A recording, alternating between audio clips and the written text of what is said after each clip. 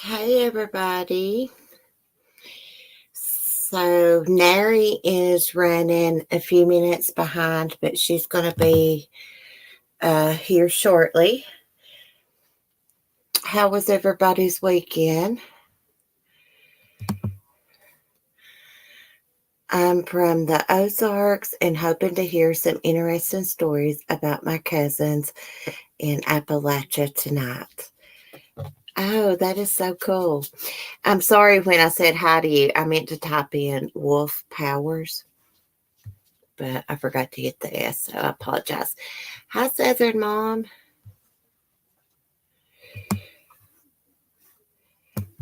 I hope my dog don't interrupt us tonight, but most people knows how she is. She probably will.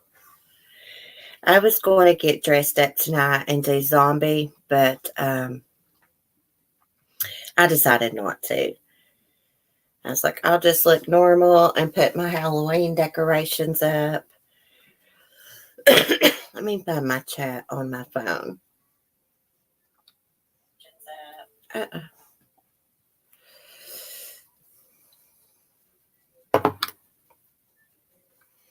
Hey, Crystal. Hey, Cricket. Hey, Beth. Hey, Love Hollis. Thank you. Hey, April. Alex. Lisa. Oh my God, I actually took time to work on it. I almost talked myself out of being on camera tonight. And I was like, oh, I made myself do it.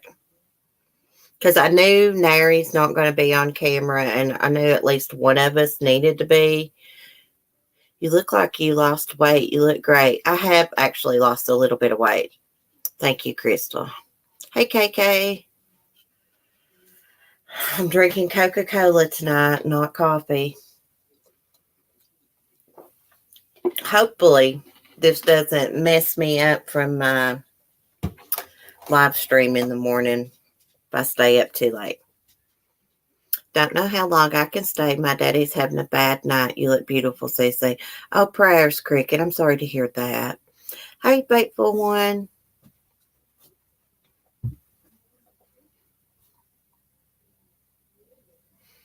Your face looks slimmer. Contour, girls. Contour. But I have lost a little bit of weight. My hair's growed out. I've not been on camera in forever. It's probably been since I got back from that concert and showed y'all my Kid Rock t-shirt I had on, I think, which I actually have on tonight. I didn't know what to wear, so I was just like, I need something to match my pumpkins. Nothing like ice cold Coca-Cola. I know. I like it with ice, actually. I love Coke and ice. Hi, Charlie girl. Thank you. Well, the dogs are in here wrestling. I can't help it, guys. They'll probably interrupt us. Hey, Miss Melissa. I hope Nary hurry. She had to fix her mom something to eat and give it to her.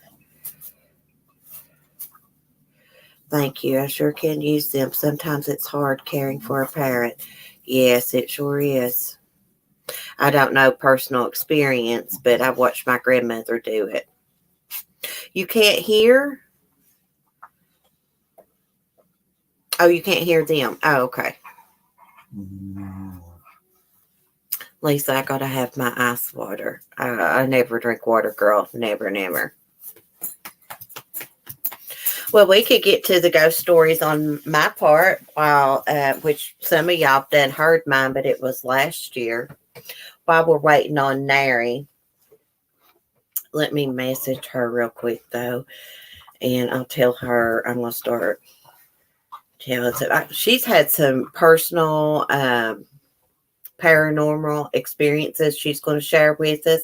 And also, if any of y'all want to come up and share like a ghost story, you can. As long as I know y'all, I don't care who comes up.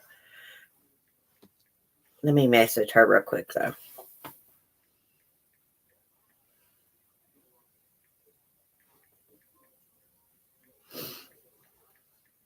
Have y'all had a good weekend? Boy, it's been a drama-filled weekend in a few weeks, hasn't it? I thought tonight would be a nice distraction from all that.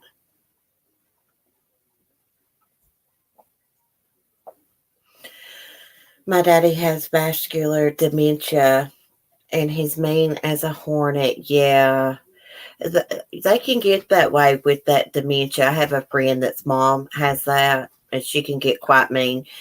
He had to have her put in a home because she was getting out during the daytime, getting on the 4-lane.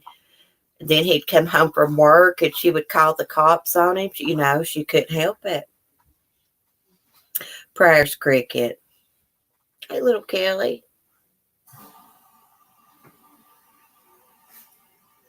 Gosh, I forgot to cut that water off before I came in here. April, boy on YouTube, something else.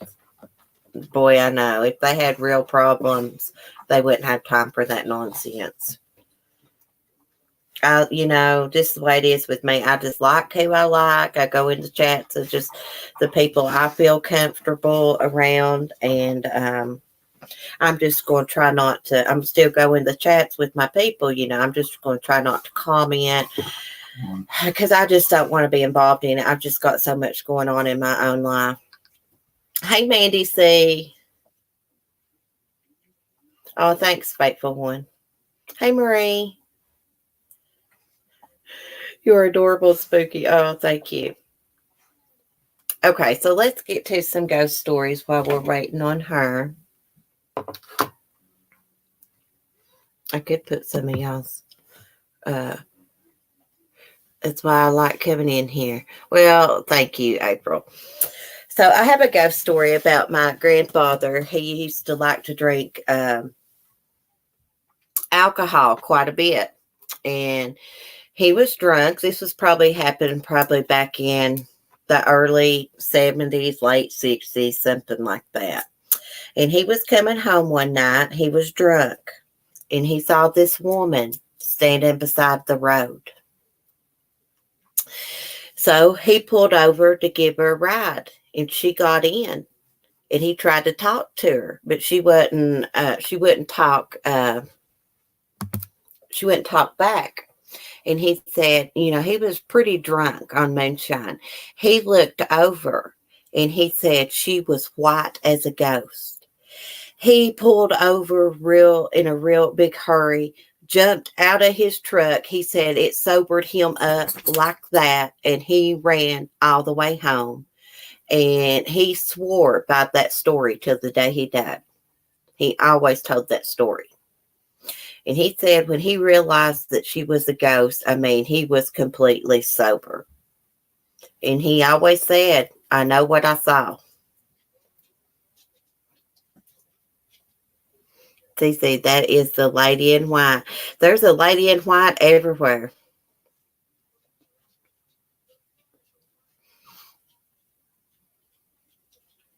Is this Resurrection Mary?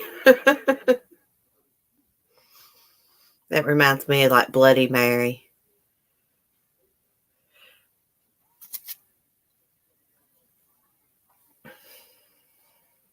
I heard that true story happened in California. There's actually I don't think it's a Twilight Zone episode. It's a Boris Karloff episode. I think it's The Veil, maybe, or Thriller, that done an episode about that too.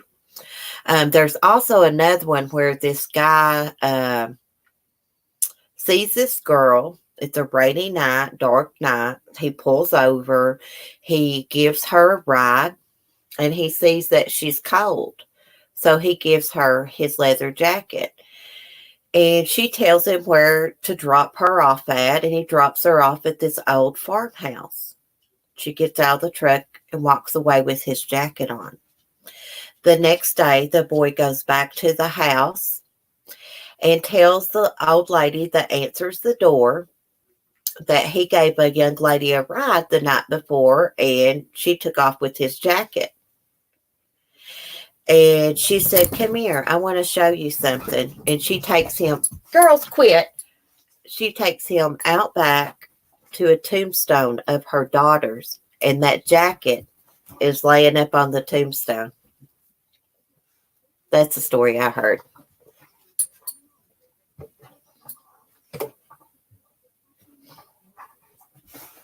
The legend of the Mothman is in my town. I don't know much about him. Lisa, you should come up and tell us. I'll send you a link. Hey, Katie. Oh, thank you. I hate being on camera, y'all. I really do. I do not like it. I do not. I don't know. You just feel like everybody's looking at you, and you don't know who all's looking at you when you live stream. I've just become very paranoid about it. Miss Melissa, that gave me cold chills. I've heard that story about that guy and that girl and that jacket since I was a kid. Yeah, you can on your phone, Lisa. If you got a touchscreen phone, you can.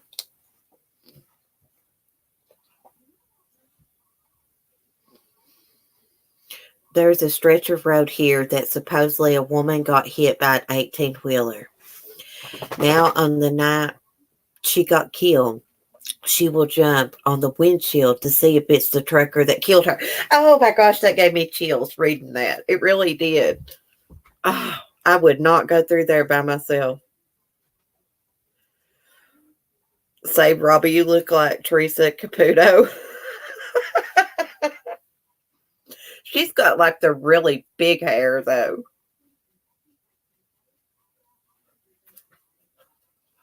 There's no way, Crystal, I'd be going through that road.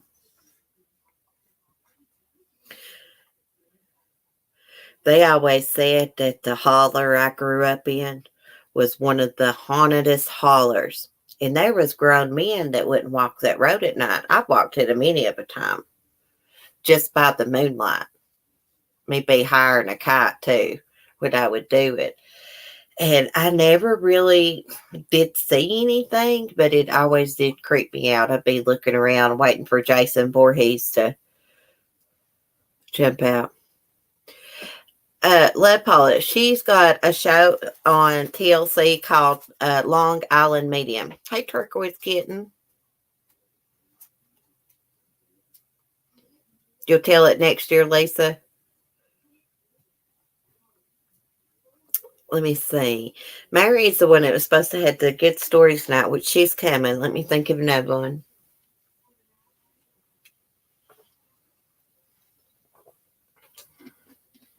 Do y'all know any good ones? Does anybody want to come up? Robbie, you want to come up and tell a ghost story?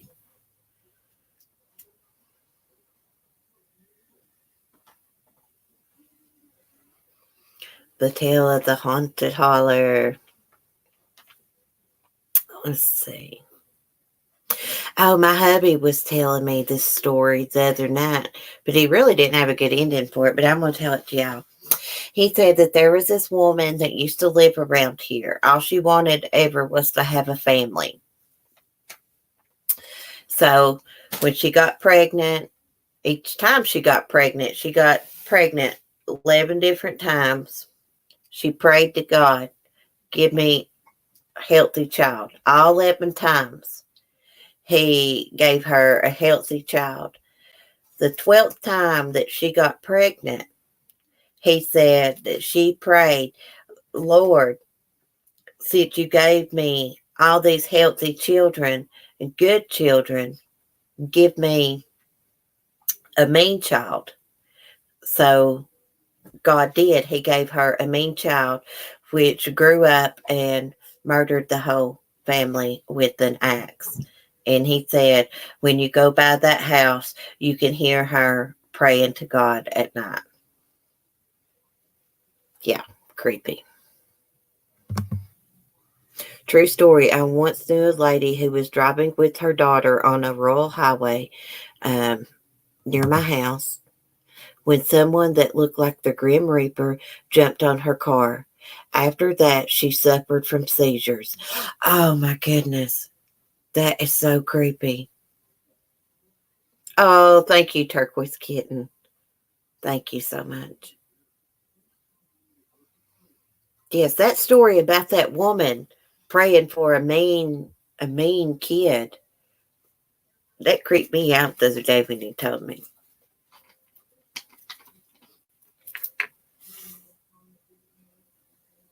He was like, when he told it to me, it was kind of funny. He's like, I was like, and then what happened?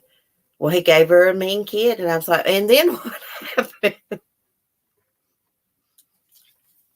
He murdered the whole family with an axe. We also have this old abandoned orphanage here. And they say that the kids was really abused, and some kids were even killed there. They closed it down because the strip job bought it, stripped that land there.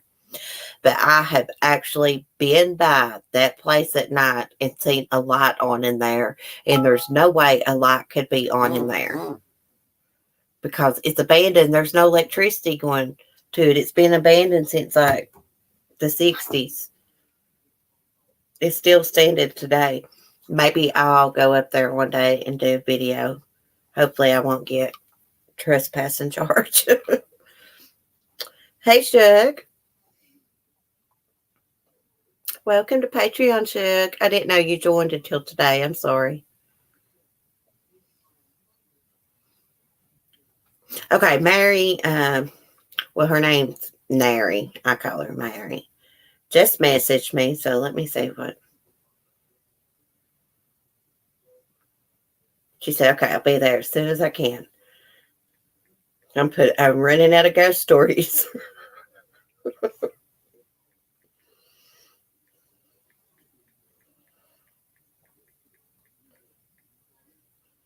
It don't matter if we run out of stories. I'm sure y'all got some. It's just fun to be on here at night. I never get to live stream anymore at night. I used to do 2 streams a day when I first started, but it's just too much. I don't got time for that. We have a library here that has a lady in black that people seen from time to time. Creeps me out. There was this woman that actually made the news a couple years ago here. She was dressed completely in black, walking from state to state. She come through East Tennessee, Southwest Virginia, and she was just a Christian, but she looked weird because she's dressed all in black. It like made the news and everything. Okay, I'm behind in the chat. Hey, Patricia. Wolf Powers, Branson, Missouri, which is here in the Ozarks, is full of hauntings. Oh, I bet so. People who work in the Jim Stafford Theater say they've seen Conway Twitty when the theater is quiet. Oh, I love Conway Twitty. I'm so short and so low down in this seat. I'm reading the chat through my phone here. It's easier. That would be cool. Conway Twitty's still playing on the Jim Stafford Theater stage. I bet you so. I believe in ghosts. I saw a ghost. Y'all know, most y'all know, I witnessed a suicide back in 2008. Well, me and this guy, we used to hang out in my brother's house all the time, before he passed away, but that's not where he died at. And one day I was in there stone sober doing my makeup. I'd done my makeup. I was straightening my hair, and I felt somebody looking at me, and I turned around and he was standing there. He just looked normal, and I was like blinking my eyes to make sure it was real, and he was gone. But I saw him, and my brother saw him too several different times. Scared the crap out of my brother.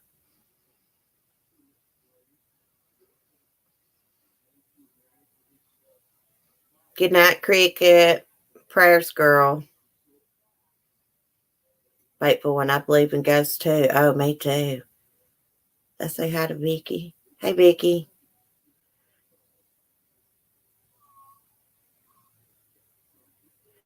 G. Marie asked the spirits. Ghosts? Someone say ghosts? Yes, we were talking about ghosts. Ghosts are my reality. Oh my gosh, we need you up here. CC, what's your email? Okay, let me put it in here. We're waiting on Naryquitecontrary to come up here to tell us some of her paranormal experiences. Oh, Molly Golightly. Hey, girl. How's your trip? We're just telling ghost stories, trying to have some fun, take our mind off the YouTube drama. Chief Cornstalk put a cure on my town many years ago that we'd never prosper. Really, Lisa? Well, it's good to see you here, Molly. I'm pretty jealous of your clothes and your traveling. I'm just kidding. I love to see people do stuff and travel myself. Share it with us. I know, Lisa, you need to come up and tell us about the Mothman. G. Marie, you got any ghost stories? You want to come share them? Lisa, there was supposedly this Indian woman. We call it down south the mountain. You go down the mountain, there's nothing but deer, just mountain community, and supposedly there's this Indian woman you can see at night going through the woods holding like a lantern. Yeah, looking for her lover. Molly says, oh, don't be. I'm quite tired. Oh, I bet you are, girl. Hey, traveling takes a lot out of you. Crap, I travel to the next state and I'm tired. Hi, Paula. I know a town with the exact same Indian curse on it. And if you live there for a while, you'll soon be a believer. Oh, I believe it. Hey, being there. I miss my husband and baby. Oh, I bet you do, Molly. I miss my son. I think our kids are about the same age, Molly. Mine will be 13 in December.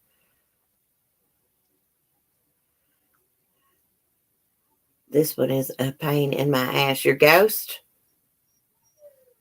I got a nasty one following me around.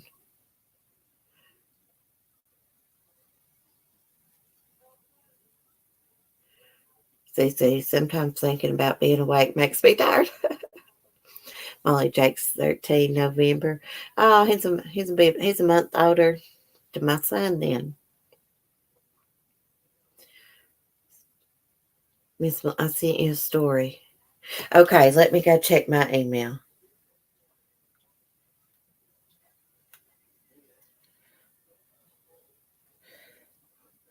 Oh, the gray ghost lady. Oh my God, my earbud's messing up. Crap. Well, we'll read this story if I can fix my earbud.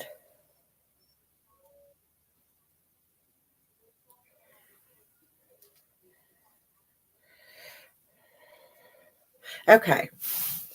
The Gray Lady Ghost was first reported to have been in Willard Library in the late 1930s by a custodian. Since that time, those looking and not looking for the apparition have reported unexplained events and sights. The Gray Lady was last reportedly sighted on August 10th, 2010 in the basement hallway by the assistant children's librarian. Wow. Psychics visiting the library in 2000 say they were able to verify that a ghost has been there, and a paranormal investigative group have brought in equipment designed to locate it. Several employees have reported seeing the ghost. Wow. So here's what happens at the library. The water will turn on and off. You'll smell perfume. You will have a feeling of coldness. You'll hear noises, books and furniture moving around, feeling of your hair being touched or your earrings being touched, and you'll find odd items in the library. Oh, that is creepy. I would freak out if I was in the library and something moved my hair. I've had that happen. Right after Brett committed suicide, it wasn't too long after that. I was laying in the floor. It might have been the next day.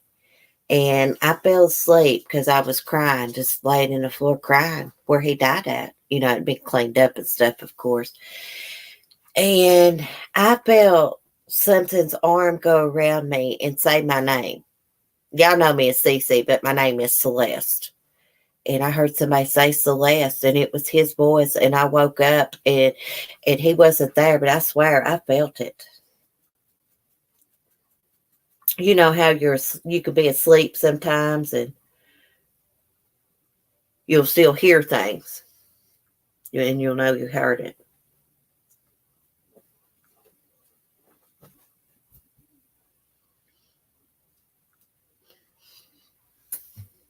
Hey, Andrew.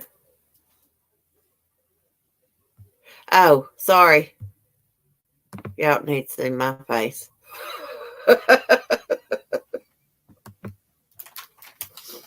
Okay, let me scoot up. Okay, sorry. I like the comment up there blocking my face out. I hate being on camera. I really do. If anybody else wants to come up and tell a ghost story, they can while I'm waiting on Nary.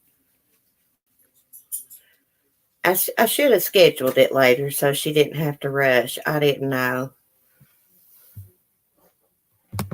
I'll put the link in the chat, and I'll just make sure it's somebody I know before I let them up. We don't want to be mooned again by a hairy butt. I wonder if it was the creepy neighbor stalker who flashed you. Oh my gosh. I hope not. Ariana, I have no idea who he was, but I could identify his butt if it was in a lineup, because I have never seen anything so hairy in my life. Who does that?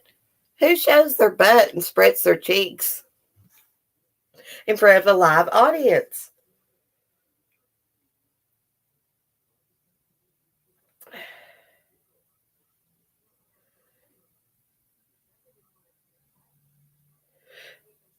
Oh, it's all right, Katie. I got to get over my fear. I got to be on camera sometimes. Hey, Bella. Oh, thank you. You're in Gatlinburg? Well, you could have made like 3-hour trip and come and seen me if you're in Gatlinburg. Yeah, that his old hairy booty. Hey, Bridget, that guy traumatized me. I thought about that crap all day yesterday. I tried not to. I laughed about it sometimes when I thought about it, but I don't know. Like, the butt part wasn't bad, but when I saw he was backstage with his penis in his hand, I was just like, I don't know. I like wanted to cuss him out and all kinds of stuff. I hope I made him feel bad about his butt being hairy, but I don't think so, because he went to the Enlightened Cafe's channel and done the same damn thing like 3 or 4 different times. And that guy's like me. He's like really laid back and stuff. So it's very pretty up here right now with the leaves. Oh, did the leaves change there? We had a drought, so we didn't get all the pretty leaves this year. I subscribe to Drew Carey's theory: if you don't have a good body, cover it the F up. Yeah. He's probably the freak who wrote to your husband, yikes. That was a woman that did that. God, I'd hope and pray she don't got a hairy butt like that. Oh my God, you're so funny. Hey, G. Marie, you need to go ask the spirits who is the guy showing his hairy butt all over YouTube, because we need his name so we can get him banned from YouTube and post his picture everywhere so everybody knows he's a pervert. Hi, Carrie. Oh, it's morning time where you're at, isn't it? Good morning, girl. Here, Red Red Media had to go back and watch the replay before my live ended and record me screaming when I saw that guy's butt come up on camera. It was really funny. I was like, ah.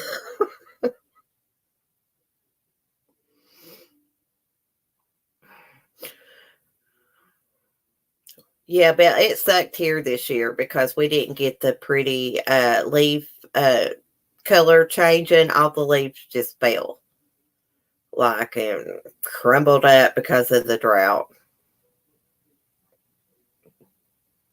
Mandy, I'm done. Yeah. Well, I think the Enlightened Cafe actually got his face recorded and maybe some of his voice. They're saying it's two guys. It was the same butt I saw, and the same guy in lingerie holding his little penis.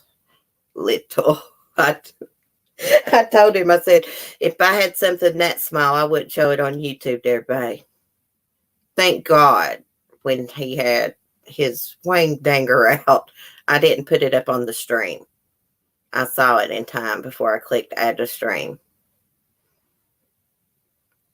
So there, Mom. Hey, y'all, cooking and listening. Oh, I could pick that bud out anywhere, Red Room Media.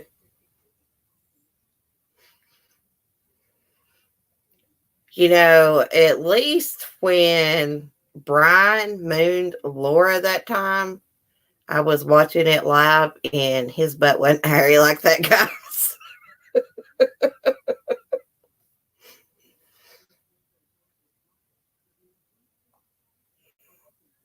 You can definitely identify the penis and butt.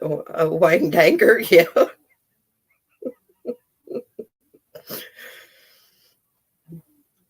Like, I mean, I'm not trying to be dirty, but like, I could barely tell what he was doing. Yeah. Pack and smile down there. Acorn penis. Oh my God. We went from ghost stories to small penises. Oh yeah. Brian didn't spread his butt like that old hairy guy did. No, no.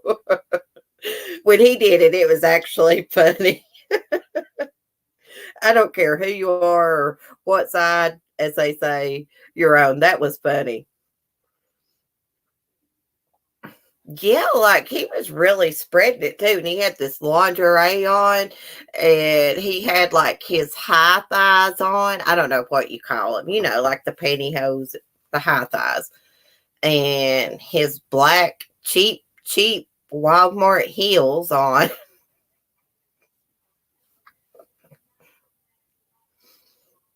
I mean, if you're going to dress up in lingerie and heels, I mean, at least buy the good kind.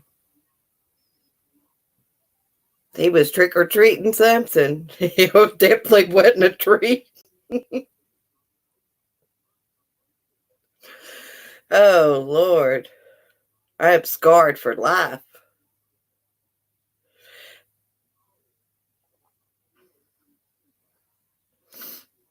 Yeah, being there, I agree. He just gets triggered. Yeah, I told him to shave his butt, Mandy. I was like, you need to nair it. That's what I told him. I told him he needed to use some nair. I was like, God, if you're going to show your butt to people, you at least should shave it and nair it.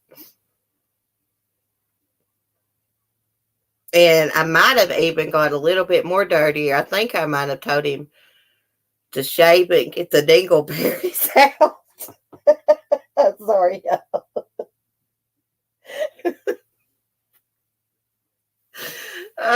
my gosh.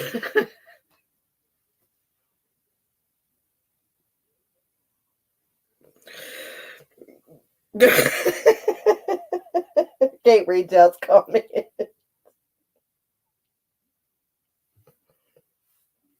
Nary needs to come the hell on. I'm talking about hairy butts and penises. I showed my husband Mark the clip from it, and he was like laughing so hard. He's like, "What the fuck is wrong with people?"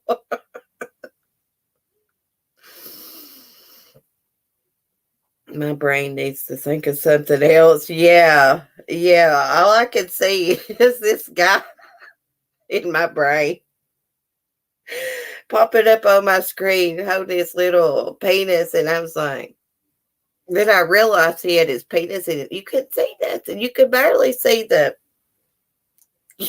you know. So that's why he's doing that, because he's got a small package. Oh my gosh, I'm traumatized. He had to pick one of the most conservative people on YouTube to do it to, me of all people. And the thing about it was, okay, he came back with another name. Like, what was it again, Alex? Mary. Oh my gosh, my eyes are watering. Mary something.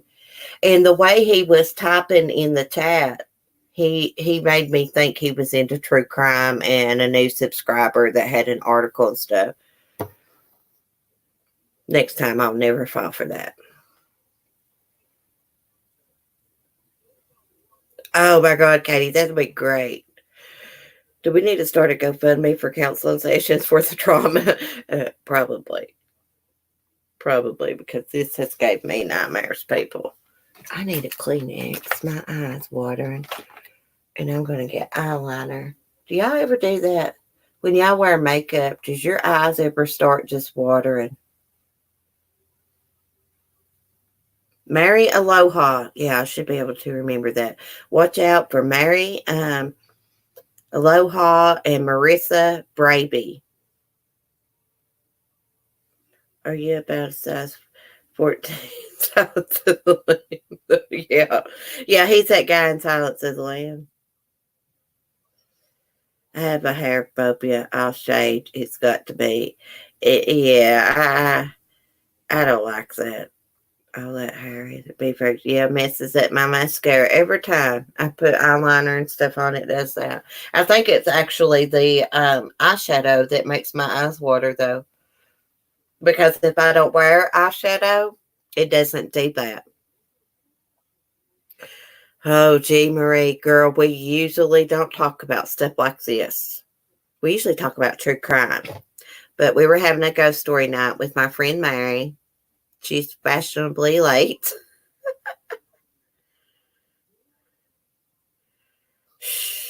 You know, he gives, there's some guys that like to wear women's clothing. That is fine and dandy. But he gives, what would you say? I don't know how to say it. For people who do like to wear women's clothing or whatever, it gives it a bad look by doing his perverted stuff, because most people that are transgender are very nice, respectful people. You know what I'm saying? Kind of like that woman on the TLC show from Georgia. She gives us Southern women, you know what I'm saying? So he should quit doing that, because people already got this or I don't know how you say it. You know what I'm saying? I'm going to change the subject before I get myself in trouble.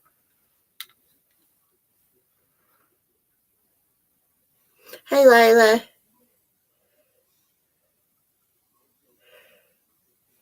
We're easily irritated as we get older. Eyes water more as we age. Yeah. What I was trying to say is, people that don't know about transgender people or not educated in it, when they see someone like him in women's lingerie doing what he did to me, and they're not educated on transgender people and stuff, it gives a bad impression. You know what I'm saying? Most people that do like to wear women's clothing or whatever are not perverted like that. That's what I'm trying to say. So if it don't come out right, y'all know what I'm trying to say. I have a hard time explaining things. You know, that's what he did last night. It's just uncalled for. Come on, Nary, let's get up here and tell some ghost stories, girl.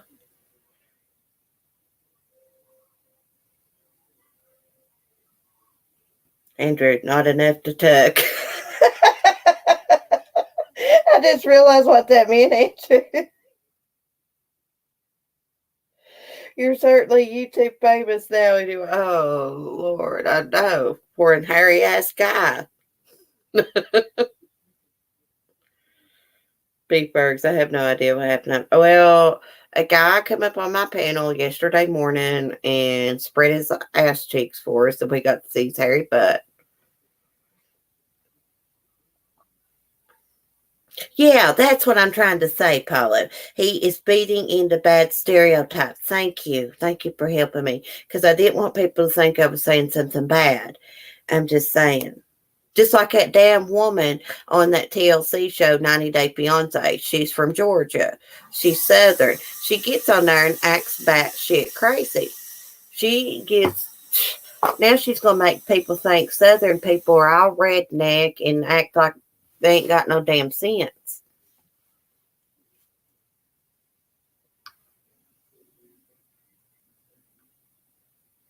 Yes.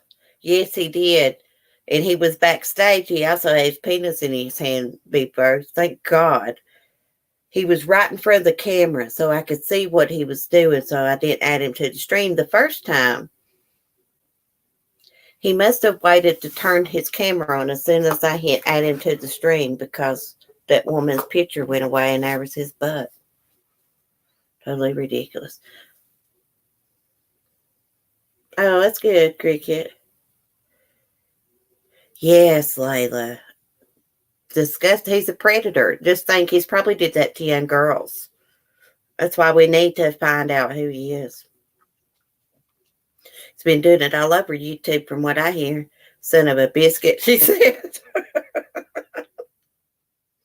I like that, son of a biscuit. Okay, let's see. Let me see if I can find any ghost stories while we're waiting on Nary. I used to have a whole book of urban legends.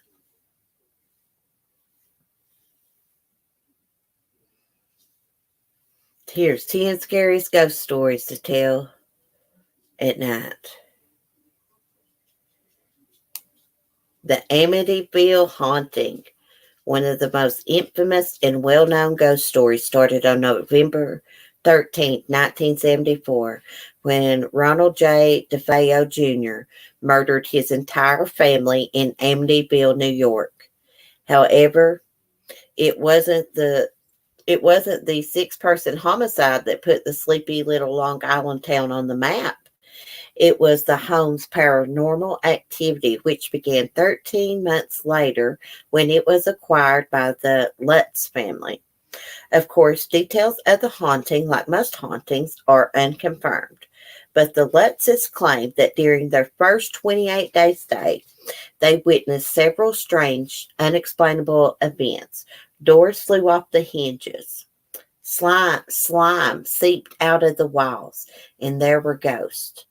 George Lutz used to wake up at 3:15 every morning, the exact time the DeFeo murders were carried out.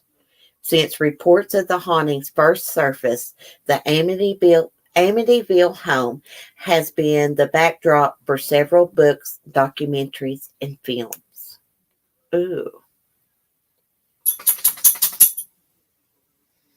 Oh, thank you, G. Marie. Come back anytime. I'll have to come and check your channel out if you have a channel. If you do like um, ghost stuff, I love that type of stuff. They do the ghost box, spirit box. Ladybug, come on. We're going to tell ghost stories, so you got to sit down.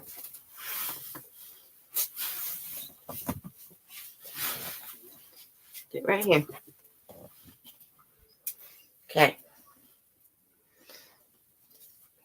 Got my phone all messed up, dog. Here, let me see if I can.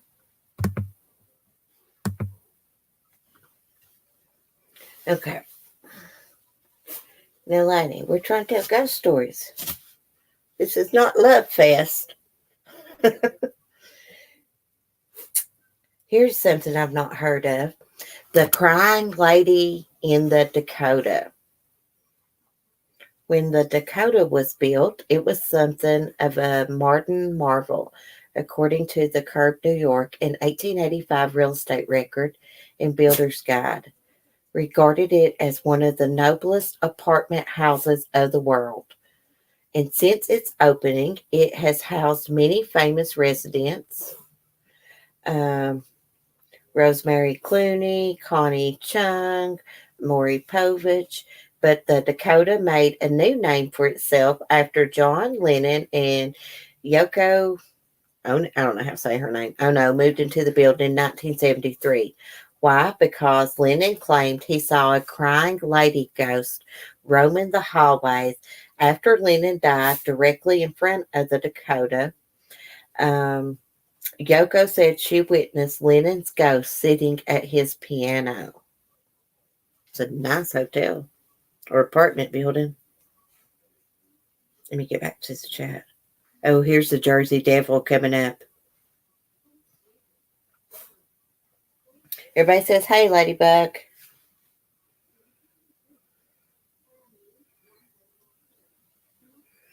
It's wonderful with coffee and cigarettes. Oh, I know being there. I love my coffee and cigarettes. There's a lot of haunted bed and breakfast type places along the North Carolina coast. Man in the gray flannel suit. It's a scary beach story. Oh, I'd love to hear that. You know where I want to go stay at? I want to go, oh my gosh, it's not, I did a video on it. Now I can't even think of it. Lizzie Borden House.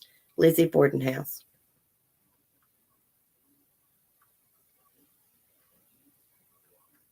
Oh, let me get back to my ghost stories here. While we're waiting. Oh, Nary's here. Nary, how long you been waiting? Just a few minutes. I'm sorry, I wasn't looking. It's all right. Sorry. Okay. I'm so sorry for being late. I'm so sorry, y'all. Oh, it's all good. Don't worry about it. I didn't know it was going to take as long as it did. Hey, well, it's all good. We've been having a good time talking. I look after my 80-year-old mother who has Alzheimer's, and things went slower than I thought they were going to. Well, I didn't know you had to do that, Nary, or I would have scheduled it later. I'm sorry. I didn't mean to. Oh, that's fine. It. I actually thought I was going to be on time, but it wound up taking longer than I thought it was going to. Yeah. Well, it's all right. We've just been telling ghost stories, just chatting back and forth, talking about Harry Butts. Yeah, I had you on while I was getting things done with her. Oh, I love Rosalie. Does she still listen to me in the mornings? She hadn't been able to be listening to you in the mornings, but she's been coming and listening, like to the reruns, the replays. Yeah. I put the replays on for her. Oh, bless her heart. I'll have to start giving her some shout out. Hold on just a minute. I got to go put your link over in my channel because somebody showed up and didn't know where to go or what to do. Oh, okay. Hold on just a second. I'm gonna put the your link over there for somebody. Go ahead and get this dog away from me so I can smoke me a cigarette. It's my mom, Love Hollis. Hold on just a second. I got to get my phone started up here before I can do anything. See, Cricket's having to take care of her dad, and he's got dementia. Yeah. She was telling us about it earlier in the chat, so she knows how it is too, girl. It's hard. Yeah, stuff I was fixing for food. It took longer than I thought it was going to take. I had some frozen mashed potatoes, and I put them in the toaster oven, and they were supposed to take like 25 minutes. It wound up taking like an hour. I was like, oh my gosh. Yeah, it does in that toaster oven sometimes. I got one too. Usually mine goes pretty fast. I don't know why. I don't know why it was slower this time. It might have been because I had other stuff in there with it, and the other stuff took some of the heat away from them, you know? Yeah. Hold on a second. I'm still getting over here to put that link over here in the chat over there. Oh. Okay. I can't believe nobody would come up and tell their stories. I know it. People's afraid of YouTube, I'm telling you. Because yeah, I noticed that. Because people's crazy. Because people's crazy on here is why they're scared. Yeah, I've noticed that people are not real keen on getting up on panel.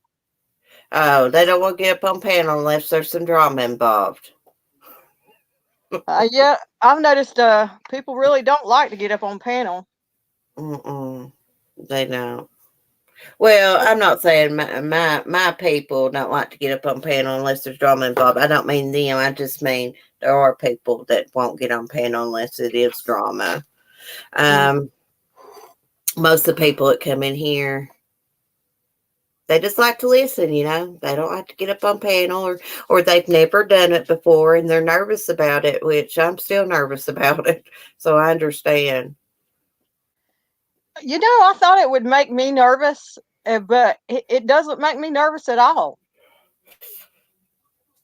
It don't make me nervous unless I got the camera. Well, sometimes I still get nervous without the camera on, but I get a lot more nervous with the camera on, especially when you look and there's only like 6 or 7 chatting, and you got 20-some people in the chat, and you're like, who is that? I wonder who that is that's watching me. Yeah, I don't get on camera because I work from home and I look after my mom, and so I don't ever fix up or anything unless I'm going somewhere socially, like a social thing. Not, you know, so I'm not getting on the camera looking busted. So Yeah. And I'm not going to fix up just for the lives, you know, because I go around with no makeup on and my hair in a headband all the time, you know. So well, I used to, and then where I've just added, you know, other animals, and I get up in the mornings and I do YouTube videos too to put up. And so I just don't got time. And who wants to go on YouTube in front of the whole world, something that's going to be online forever and look like crap? Right. Because people wait till you look like shit and then screenshot a picture and put it up in a video. Yeah, and talk shit about you every which way and everything else. Yeah. Yeah. Well, you know, other people that have been on YouTube longer, they recommend that you don't ever show yourself on camera. People that have been through stuff and been, you know, like, you know, doing it for longer than we have, they recommend if you hadn't shown your face on camera, don't ever do it, because they said it causes more trouble than what it's worth. It doesn't bother me a bit to go to someone's channel and them just have their picture up. I'm used to it. Some people, they like, I don't know, they want to see you on camera. I don't know why. I mean, but they do. But for me, I like the way Diane and Wendy and Marsh and you do it without the camera. And it don't bother me as long as I get to hear y'all. I don't care. Well, I think some people that are always saying, get on camera, get on camera, get on camera, is because they want to have ammunition against you. Yeah. That they want to be able to see you so they have stuff they can say, you know. Yeah. Yeah, I know, bunch of assholes. Mm-hmm. Don't look no better than nobody else. Think they do, but they don't. Okay, I'll get on with it in just a second here. I gotta take Okay. this.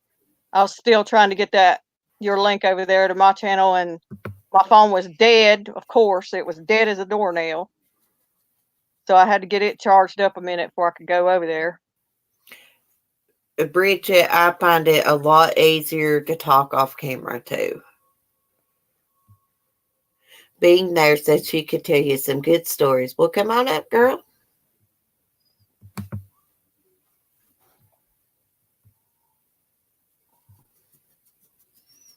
Let's see. I'm terrified of being on camera. I literally freeze up and can't do anything but laugh. I want to do YouTube, but I'm very scared. You do good on YouTube. Live streams or Ariana, I'm Scottish. You need subtitles. The subtitles are supposed to be on, but they do not show up in every video. But I do have it fixed to where it's supposed to be on every video.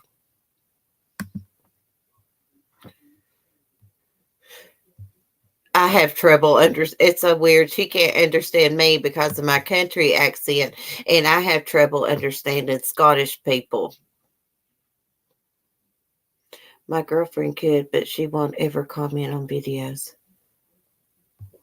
Yeah, I used to. I wouldn't comment on videos either. CC, can you go over there to that under the my little premiere thing and put your link in, because I'm trying to put it in and for some reason it won't take it. Okay, I'll do that. You get started on your story. What are you going to tell us about? All right, I guess I'll start with the more milder ones and then work up to the more scarier ones. Okay. Well, the first one is I've actually got 5. The first one is it's kind of like a ghost story / not really a ghost story, but it's got paranormal, I guess, aspects or whatever. Well, when I was about in my early 20s, I had a friend that was a really, really close friend of mine. His name was Chris, and he had a car accident.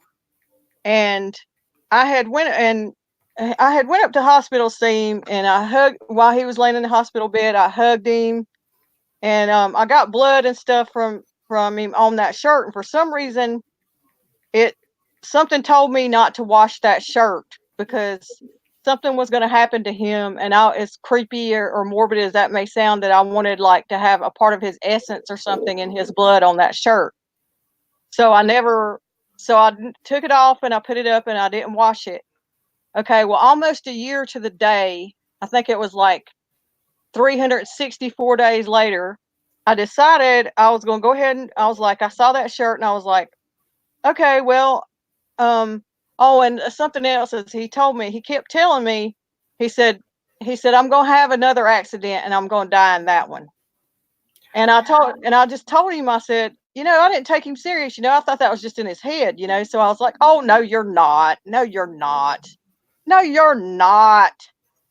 But, so I was like, okay, so almost a year to the day later, which was that was actually about, 364 days, I think it was.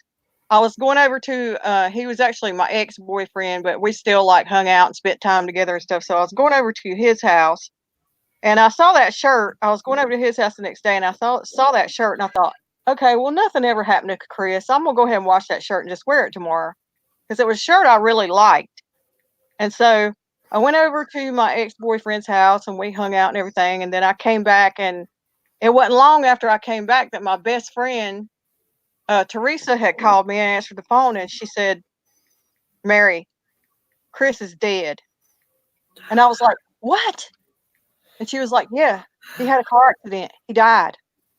And so what he told me about how he was going to die actually happened. He said he was going to have another car accident and that he was going to die, and he did. Okay, well, later that night, I went back there and I was in my room and I was sleeping.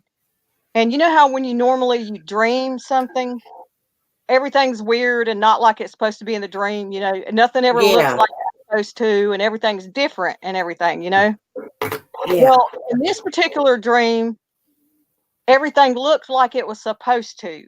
The room looked normal. It looked like it was supposed to. It was like I was outside of my body watching myself lay on the bed. This is the same night he died. And there was a street light that shined in through the window, so the room was illuminated really well. So, okay, keep in mind I was asleep, but it was like I was awake and watching myself. I could see myself laying on the bed. I could see the room, everything in the room, because there was a street light illuminating the room and everything, and nothing was abnormal or anything. I felt a presence come in the room, and I felt the pressure go down on the bed, like as if somebody sat down on the bed. And so I pulled myself out of my sleep, which I wish I hadn't have done, because I wondered for the rest of my life. I feel like that was him coming to say goodbye. And I feel like for the rest of my life, I always wonder what was going to happen or what was going to be said. But because, I felt this presence come in the room and pressure go down the bed like somebody sat down, it didn't really scare me. I can't explain why I did that, but I forced myself out of my sleep. So I'll never know to this day if or what he was going to say or do or anything. But I felt like it was his way of coming to say goodbye. Yeah, it's almost like you had an outer body experience. I was asleep and I was dreaming, but so I can't say for sure if it was something that was real or just a dream, but I feel like it was real because it wasn't like a normal dream where everything looks weird and like you're not in the same house you're living in, or you know what I'm talking about, how dreams things usually don't look like they're supposed to in your dreams. Yeah. And then the next story is, now ironically, this guy's name was Chris also. This is what makes this even weirder. Okay, he was a guy that lived over a block away from me, and his name was Chris also. And he had told us, me and this other guy I was dating, which was his best friend, years before this. One day we were just hanging out in his front yard, standing there talking and stuff. We were all in our early 20s, and he just all out of the blue says, "How do y'all think y'all are going to die?"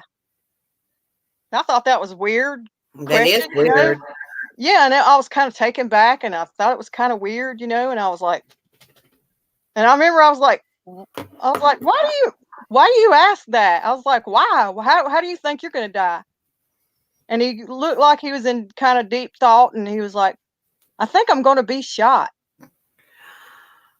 Okay, so now years later, I'd say probably around about 3 years later or so, I used to go, that was back in my partying days when I used to like drink a lot and go out to the bar and the clubs and stuff. So I would have him be my designated driver. Since he would be sober. And so we were hanging out for a while, several weeks or maybe even a couple months before that. And I lived a block over from him. So what we would do is when we get through at the bar and from hanging out and stuff, we would go to his house to drop him off first, and then I would drive myself. Even though I know you shouldn't drink and drive, I did it, and everything was okay because it was just a block over. I mean, it wasn't even a total block. It was literally just just right over. And so I would drop him off, and that was the usual routine. And then I'd drive to my place. And this particular night, usually what we would do was we would pull up. And, we'd sit there and talk for a few minutes, or whatever, a little bit before I would go on and go.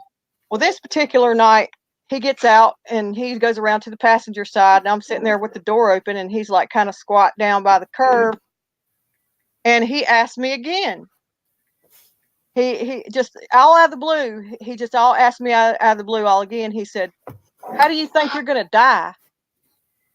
And it took me by surprise and took me back. And I was like, I don't know. I was like, why would you ask me that? I was like, how do you think you're going to die? He said, I don't know. He said, I think I'm going to be shot. Okay, this is the second time he's told me this. Okay, and I felt this really weird, like, air about the whole thing. It just seemed weird, and everything felt funny, and it was like almost like a black cloud hanging over him or something. It was just odd. So after that, I told myself that I wasn't going to hang out with him anymore because I just had this gut feeling I told myself, I said, I can't hang out with him anymore. I said, because either he's going to kill somebody or he's going to be killed, and I can't be around to get in the middle of it when it happens. Okay, so that's what I did. I just started avoiding him. Okay, well, I think it was like 2 or 3 weeks later. I think it was about 2 weeks later. I get a call by a friend of mine's sister saying that he was murdered at a party the night before. Oh my God, really? Yes, that he was murdered at a party the night before. And actually, my ex-boyfriend went to pick him up. They went to the party. They got into a fight over there. Well, it wasn't even really a fight. It was like an altercation with it was actually a deputy sheriff in training that was at the party. He was off duty, but he's the one that murdered him. Did he get charged for it? No. Because he was a deputy sheriff. Right, there you go. He wouldn't. He wouldn't get by with it this day and time, though. And here's another thing that happened is my ex-boyfriend, we were broke up, but we would still get. This is a different ex-boyfriend. We would still get together and hang out and hook up and stuff. And it turns out that particular night, Stuart was looking for me, and that's why he went to Chris's house to see if I was there or Chris knew where I was, and wound up talking him into going to the party. And this particular party they went to was a guy we all knew, and they actually went to the party hoping I was there looking for me. So had they found me that night, I'd have been at the party with them, and I don't know what would have happened. Something could have happened to me, because I'm the kind of person when people are fighting and men are fighting and stuff, I'll go try to get in the middle and break it up. Right. So something in my intuition was telling me a couple of weeks before that to stay away from him because something was going to happen. So apparently I was right, because I'd have wound up, had I still been talking to him, I would have been with them at that party that night and been right in the middle of it with them, and could have got shot in the crossfire in the middle of it. Because, okay, so about a year later, the same thing happened where I was living in a different place, but I was asleep, and again I was dreaming, but it was just like, it wasn't like a normal dream where everything was weird and didn't look weird or anything. It looked normal again, and it was the same exact way where I could see everything in the room, and I could see me and my son's father. I could see both of us laying on the bed, but it was like I was outside my body watching the whole room and watching me and him laying on the bed. Okay, well, I see Chris come in, his ghost come in. This is in my dream. I see his ghost come in through the wall, and he's standing by the bed. And now this time I did get kind of scared, why I got scared, I don't know, because I'm really not that scared of the paranormal, and I certainly wouldn't be scared of a ghost of people I know, but for whatever reason I was scared this time, and I told Chris, and like I said, it was the same thing. I could see the room. It was lit up, because there was a street light outside the window again, even though it was a different place, and I could see everything just like it was. But when he came over to the bed, I got scared, and I told him, I asked him to go away and come back another time because I was scared and I wasn't ready. So he went over to the wall, and you know how people put their back up against the wall and slide down, to sit down? Yeah. So he went over to the wall, and he slid down. He put up his back against the wall and slid down, and he said, "Tell Michael it's okay." Michael's his brother. And then he was gone. Oh my God. And his brother, Michael, had been grieving and taking his death really hard. Yeah. And now, whether there's any connection to this or not, at his funeral, I noticed that the lights in the chapel flickered during his funeral. Now, whether that was a connection or not, I don't know. And another thing is, his favorite color was black. And when we were at the cemetery the day of the funeral and when he was being buried, there was a black butterfly that came up. You have some freaky stuff happen to you. Well, I consider myself what I would call like moderately psychic or something. And I've noticed that it does tend to seem tends to seem like more things happen to people that have extra sensory stuff than other people. You know Yeah. what I mean? Yeah. And and then the next thing that happened is I don't remember exactly how old I was. I think about, this is kind of a minor one, but it was still weird. Is when I was 13, or let's see, I'm not exactly sure. I'll say between 11 and 13. We had a big dog that was like a Labrador Irish setter mix. And our routine was he would stay outside during the day, all day, and then we'd bring him in at night. And so we'd bring him in to feed him, and we'd feed him in the laundry room. And we were feeding him, and all of a sudden, he jumps back and starts barking at his dog bowl. And I'm just figuring it's like a mouse or like some kind of bug or something, because that place where we live, do you know what a camel cricket is? No. They're the real big crickets that have really big legs, and they have like black stripes around their legs, and they're really really big, and they have tentacles that hang down and drag the floor, and they're so big that when they hop you can literally hear them hitting the floor. And we had a lot of those in that neighborhood, and so I thought maybe it was either like a mouse or one of those big camel crickets in there. So I went and I looked in there. My mom was there too, and we both looked, and we were looking and looking all around his ball and looking in the floor and everything, trying to see what was going on. Didn't see anything. Nothing there. Nothing. No bug, no mouse, no insect, no nothing. And he comes out of the laundry room, and he's in the little like vestibule, hallway, whatever you want to call it, that's before the laundry room, and he keeps walking back and forth, pacing back and forth, and whining like he's scared to go in there. Like, and then he does that for a little while, and then after that, he just goes in there and he starts eating like nothing happened. Still to this Yeah. day, we don't know what that was about. Well, dogs can see ghosts. I can hear Well, myself echoing a little bit. Can you hear that? I don't hear anything. You don't hear it? Maybe it's on my end. I don't see anybody in the chat saying anything. But the hubby, Mark, his uncle committed suicide a couple of years ago. Mark's mom actually found him, but we had to go move his stuff out. And we brought his old stereo here, you know, the ones that plays like a record or a CD. Anyways, the front of it's got like this glass cover on it. Well, Skylar the Beagle goes in front of that, stands in front of it, and whines. And we thought she was seeing her reflection.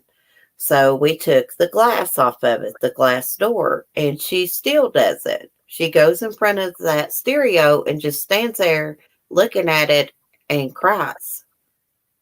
Hmm. Isn't that weird? Yeah, it is odd. And then sometimes she'll just be out of nowhere. She'll just be looking up at the ceiling and stuff, and she'll just take off. She'll jump out of the bed and just take off running through the house, howling. Yeah, that's strange too. Yeah. Dogs see stuff. They see ghosts. I was just remembering about the second. Oh, that's what I was going to tell you. It was weird about those two first stories that I told you. Is it was weird to me that both of those the guys, friends of mine's name were Chris, and that both of them told me how they were going to die, and it happened Yeah. exactly how they said it.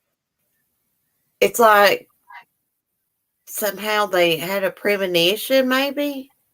They must have, and they must have. And I'll just remembered another part to the second Chris's story is that he had been seeing this girl not long before that happened, and that one day, I was told that one day her daughter, that she told somebody, and they told me that one day her daughter was just sitting there, and then all of a sudden she goes, "Stop it, Chris!" But this was after he had died. Oh my God. That is weird. And She said that she asked her, she said, "What are you talking about? What are you talking about? What do you see?" She said, "Chris, he's making faces at me." That is really creepy. And this is like a little kid? Yeah, she was little, a little kid. Well, they say that kids can see spirits. I know my little nephew, my papa, he died like back in 92, 93. He committed suicide. Mm-hmm. Anyways, my nephew, when he was little, he told my brother, he said, Papa comes and visits me at night. And Daddy, he told me to tell you not to worry about the way he died. How would that kid know that? That kid didn't know any. I mean, we And that don't was talk about Papa's suicide in front of the little kids. and that was Nobody your does. son that said that? It was my brother's son. Oh, your brother's son. Yeah, things Hmm. like that. I've heard of stories like that. Like what you're talking about. Like for instance, my son said something like that one time. I'm trying to remember when he was little. Something about my grandfather that had died that he never met. Um, I'm trying to remember what it was. It was something like I can't remember exactly what it was. It was something like I was telling him one time something about his great grandfather dying or something. I'd have to really think to remember what it was. And he's like, I know. It was something. It was either some story about my grandfather or something like that. I can't remember what it was. And he said, I know. I said, how do you know? He said, he told me. It's weird. It's like I remember being at my mama Celeste's funeral. How do I remember that? I was only 9 months old. Mm-hmm. I can remember my papa holding me on his hip outside the church, what dress I had on, had these little tights on, it's got the little ruffly butt at the back little Mm-hmm. girls wear. I mean, I was only 9 months old and I can remember it. I think stuff like that can happen because my brother has a genius IQ, and he swears that he remembers literally being a newborn in the hospital in the little thing they keep you in the nursery, and that he had a blanket over one eye, and that he could remember seeing my dad looking at him through the glass while he was in the nursery. And and I tend to believe that that might be a real memory for him because I'm not so sure about mine, but I think it's real. I swear, one thing that makes me think it might be real or it must be real is since my brother had a similar experiences. I was I swear I think I can remember being a newborn too, because I remember coming home from the hospital and my brother and sister looking at me and me having the little hospital bracelet on, and that Yeah. them like passing me back and forth and saying how pink I look. Oh, wow. I mean, I can remember being a toddler, and all my life, I've just known things. Mel tells me I'm psychic all the time. Like, I just know things sometimes. I do too. And, like, I have deja vu a lot, like with stuff on the news and stuff. Uh, I will listen to it and I'll be like, but I already knew that, but there's no way I could have knew it, but I already know it. Yeah, I I know what don't you're know. talking It's really weird. And then when I was little, I used to have this idea in my head that you were an adult first and then you were a kid. And I had this idea in my head because I had this reoccurring dream of me as a full grown woman standing in the barn, but all I could see was the back of myself, and I had long blonde hair, and I was just in like a white, kind of old timey gown, I guess you would call it. Probably something somebody would probably wear back in, I don't know, 30s or 40s. about. Hmm. And I just had that dream my whole childhood, and I still have it from time to time. But I was a kid when I would have the dream, but I would see myself as an adult woman. Yeah, I have odd things like that happen too. Like for instance, I remember my dad asking me when I was like probably about 2 to 4 years old. about his grandmother that they called Mama Kate, and he asked me, could I to try to envision what she looked like, and did I know what she looked like? I guess because he was into the psychic stuff too, because he says he's got abilities as well. And I told him that I described the dress, what she looked like, that she had long black hair, and that she wore it in like a down ponytail, and that she had on like an old dress that I described, and like these like kind of like sock things that you pull up like not quite to your knee, and like these little like these black shoes, and that she was sweeping the porch. And he said I described that what I described is what she looked like, and I had never seen her before. See, my brother had an experience to where he told my grandmother, my granny, what her grandmother was buried in, and there's no way he could have known it. He wasn't born.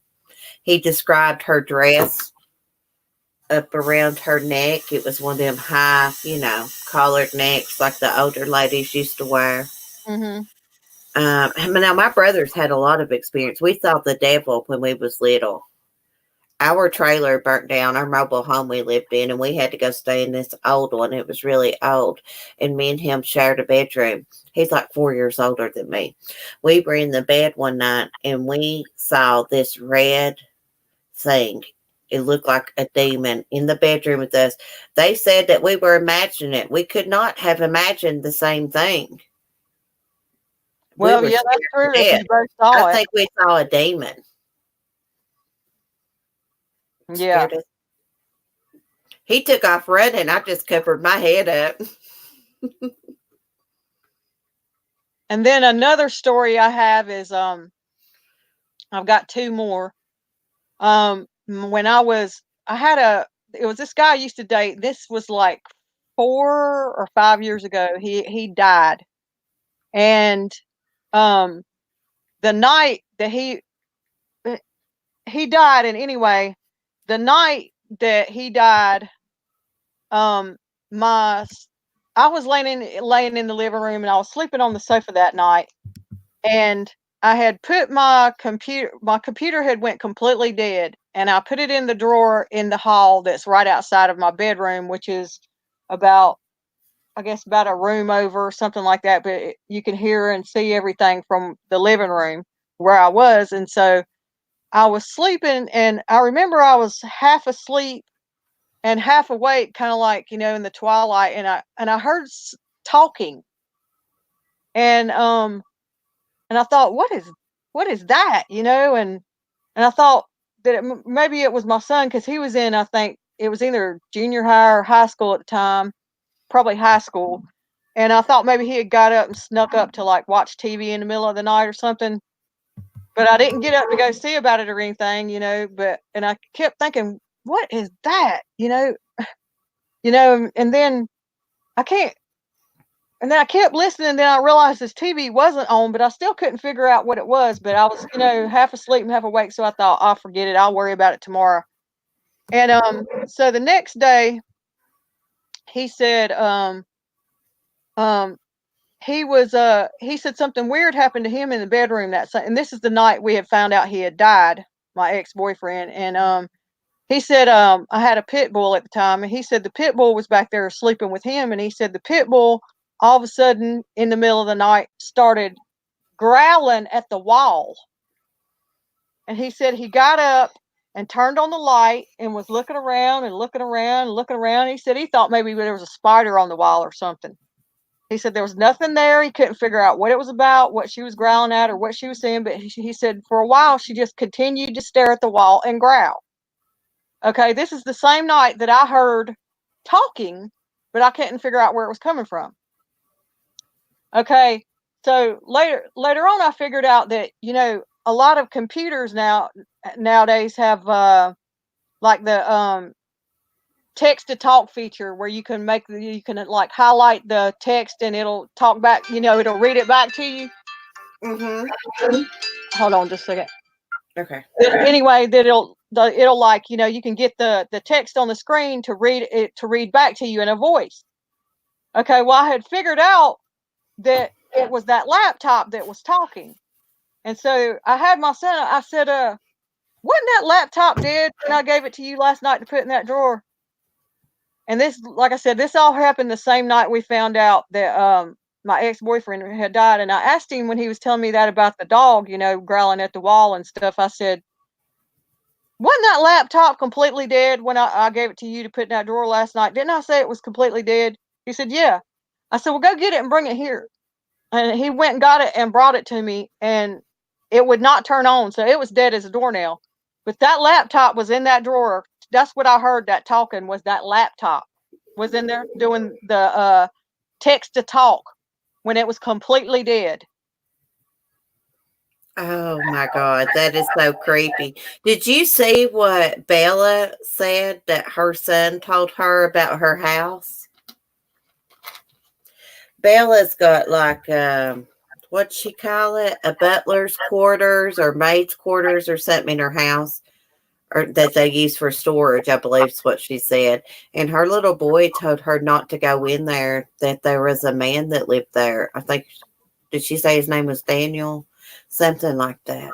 You know, kids have psychic abilities, and they say almost all kids do, and that they can see spirits and communicate with them. Oh, I believe that because I've heard too many stories about kids, you know, saying they saw stuff and knowing things they shouldn't have known otherwise. Um, another thing, what I was going to say is, I felt like that same thing that happened tonight, you know, with that computer talking when it was completely dead. And Right. and the dog, you know, growling at the wall in the bedroom the same night and everything. I feel like it was the same thing like the first Chris, you know, the story I told was that it was my ex-boyfriend. He was like, that was his way of coming through here trying to say goodbye, you know. And Right. then another story I have, this is I was born in South Carolina and we moved to North Carolina when I was 4 years old. And I have a really good memory and a very vivid memory, and I remember things all the way back from 2 years old, other than the incident that I think I remember, you know, coming home from the hospital when I was born. I don't remember anything after that except until 2 years old. But anyway, there's all kinds of things I remember about Greenville that I shouldn't remember, but I do. But Right. the very first house we lived in North Carolina, there had been a fire in it. And so the fire was upstairs. So the landlord, instead of repairing the upstairs, he just decided to seal off the upstairs instead of fixing it. Okay, well, my sister and my brother and my mom and dad.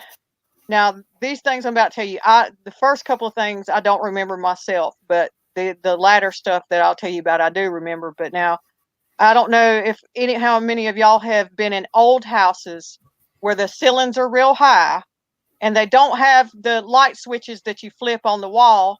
They're so old that they have the pull strings. It'll be like the light bulb on a real high ceiling in the middle of the room with a long pull string. Well, Like a that's basement, guys. You know how you'll have a light in a basement with the pull string and just a bulb. well these the area that we lived in North Carolina, that it's a very historic area. So a lot of the houses in certain areas are old like that with the real high ceilings and those old, you know, light fixtures and stuff. So the one we lived in was like that, and um, the string would get wrapped around the light bulb all the time, and nobody could figure out how that was happening in my mom and dad's bedroom. And my dad, he's 6'4" or 6'5", and he would get up on the stand up on the chair to have to get the string and unwrap it from around the light bulb. And he would jump on my brother and sister, who were teenagers at the time, because he thought they were doing it. And he was jumping on them and fussing at them one time about doing it. And they told him, they were like, but Daddy, we're not tall enough to do it. And that's when he realized that he was 6'4" or 6'5" up on a chair getting it down, and there's no way they could if he's that tall and had to be on a chair doing it. That was one thing. And then the next thing is they would hear what sounded like a woman with high heel shoes walking across the upstairs that was sealed off, that had had a fire in it before we moved in. Yeah. Now, I never heard that. Now, the third thing that happened in that house was that me and my sister shared a bedroom in that house, and at night our bed would shake and rock. Now that I do remember. And my dad told me, and my dad, we would tell him, and he did not believe us.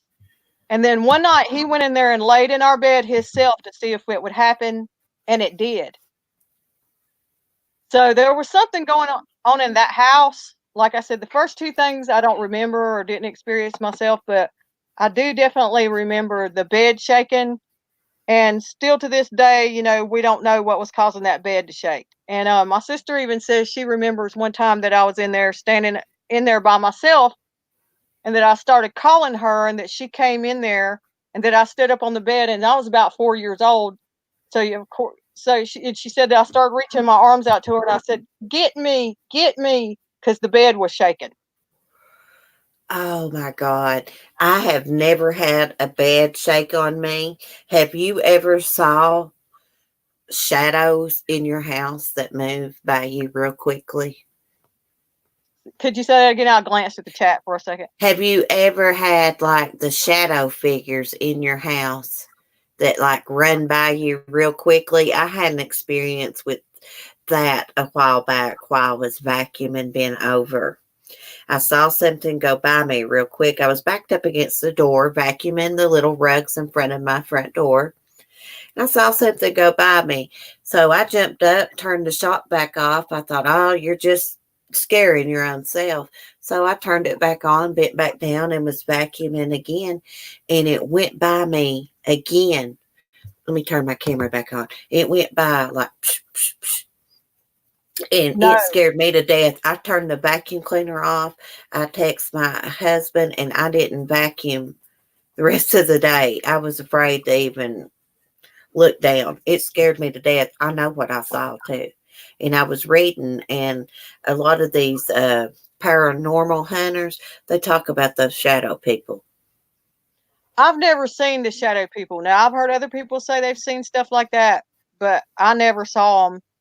And I was going to say also about the bed shaking thing is we did live near a railroad track. So when I got older, I started thinking, oh, well, when back then, long, you know, when I was adult, I started thinking back to that experience in that house. And I was like thinking, oh, it had to be the train. It had to be the train going down the tracks, causing the bed to shake. But then it occurred to me when I started, you know, like saying to myself that must have been what it was, is then it occurred to me that a friend of mine lived over there right in that same neighborhood, just like a few houses down, and when I was in my 20s, and her house would never shake when the train went up and down the tracks.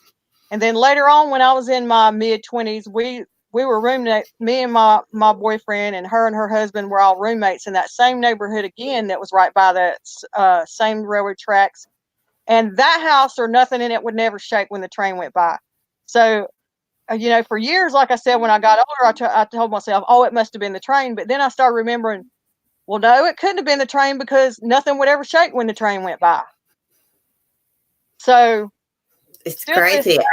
I don't know what was going on and made that bed shake in that house. But here's another weird thing about that house is that house is caught on fire many times.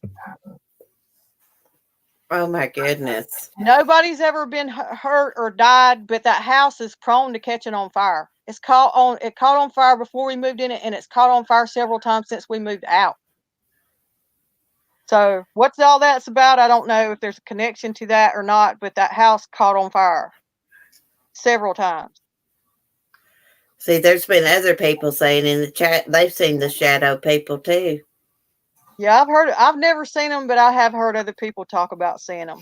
I had never seen the shadow people until that day I was vacuuming, and that's only been maybe a year and a half ago. And Mark has actually saw the shadow people in here too. We've had some really crazy stuff happen. Glasses breaking in my hand. Just different stuff falling off the top of the refrigerator that shouldn't have fell. And it seems like that stuff happens when I get upset, though. Well, that's what I was just getting ready to tell you. Some people, I think they put out such a. I used to know the term for not that. It's not telekinesis, because telekinesis is when you can move things, I guess, or it might be telekinesis. I'm not sure.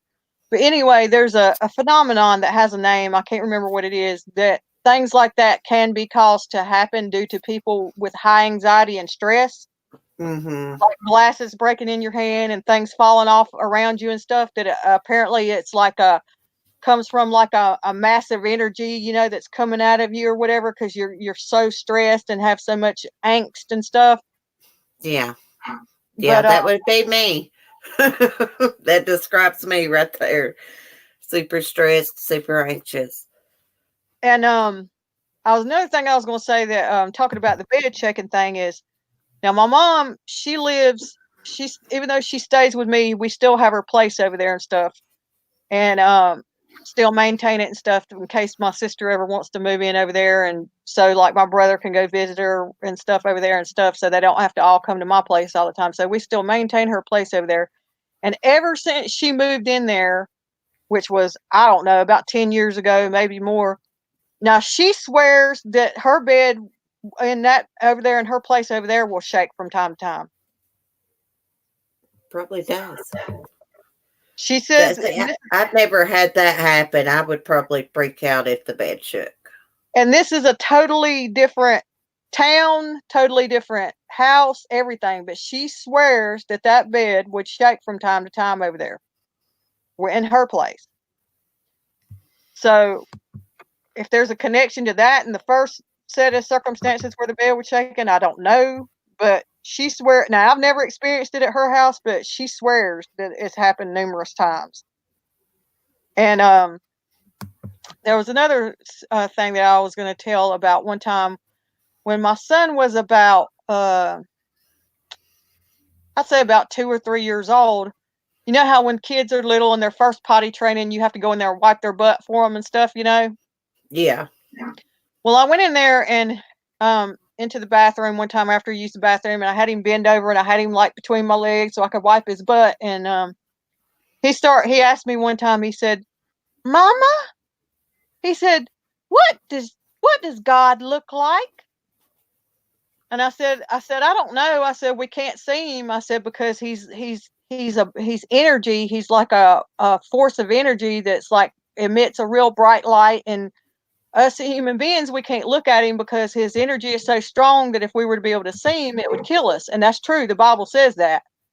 And so I told him that, and he said, "Mm-hmm, that's right." And I said, "What's right?" He said, "Mm-hmm, that's right." I said, "How do you know it's right?"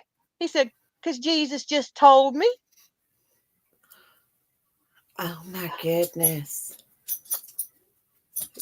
That's crazy. You got some crazy stories, girl. This Yeah. is good. And then, Well, my son told me we were walking around one night. I was catching frogs for him, and he said, "Mommy, that bad angel kicked me out of heaven last night." And I said, "What are you talking about, Timothy?" He said, "I went to heaven up to the moon," he said, and that dark angel kicked me out. Said I had to go back. And I said, "What did she look like? Was she in white?" He said, "No, she was a black angel." Like he said, her wings and everything were black. It's do you weird, think isn't it? he dreamed it, or I don't know. He seemed like really serious about it. He still claims that he had that experience. how old was he when that happened? Mm, he was probably about 4. Yeah, see, it makes you wonder when they're little like that, like, uh, when you're little like that, if they say that children and animals have more of ability than when you get older, to see things like that. The veil is thinner for them. Yeah, when he was little, I used to live in a funeral home. It was an old funeral home they turned into apartments. And Timothy was a baby. He was in his walker at the time. He was that age. He could go around in his walker. And I would hear him laughing, and I would walk into the next room to see what, he was laughing at. And he would just be staring up, laughing. Yeah, Don't they know what say he was. they say a lot of kids do that they'll like be responding to things that we can't see, like laughing at something or grabbing out at something, like as if they see something that we don't see. 5841. Thank you for stopping in. Good night.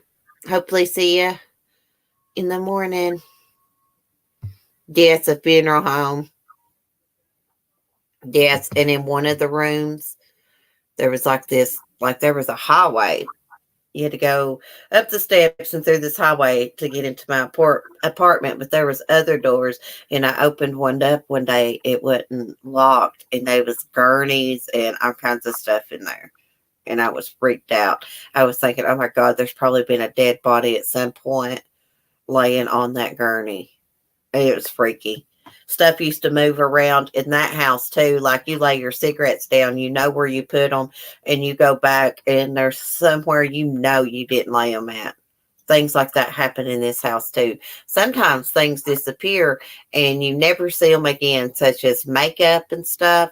And I don't have company for anybody to come in and thieve it or anything like that.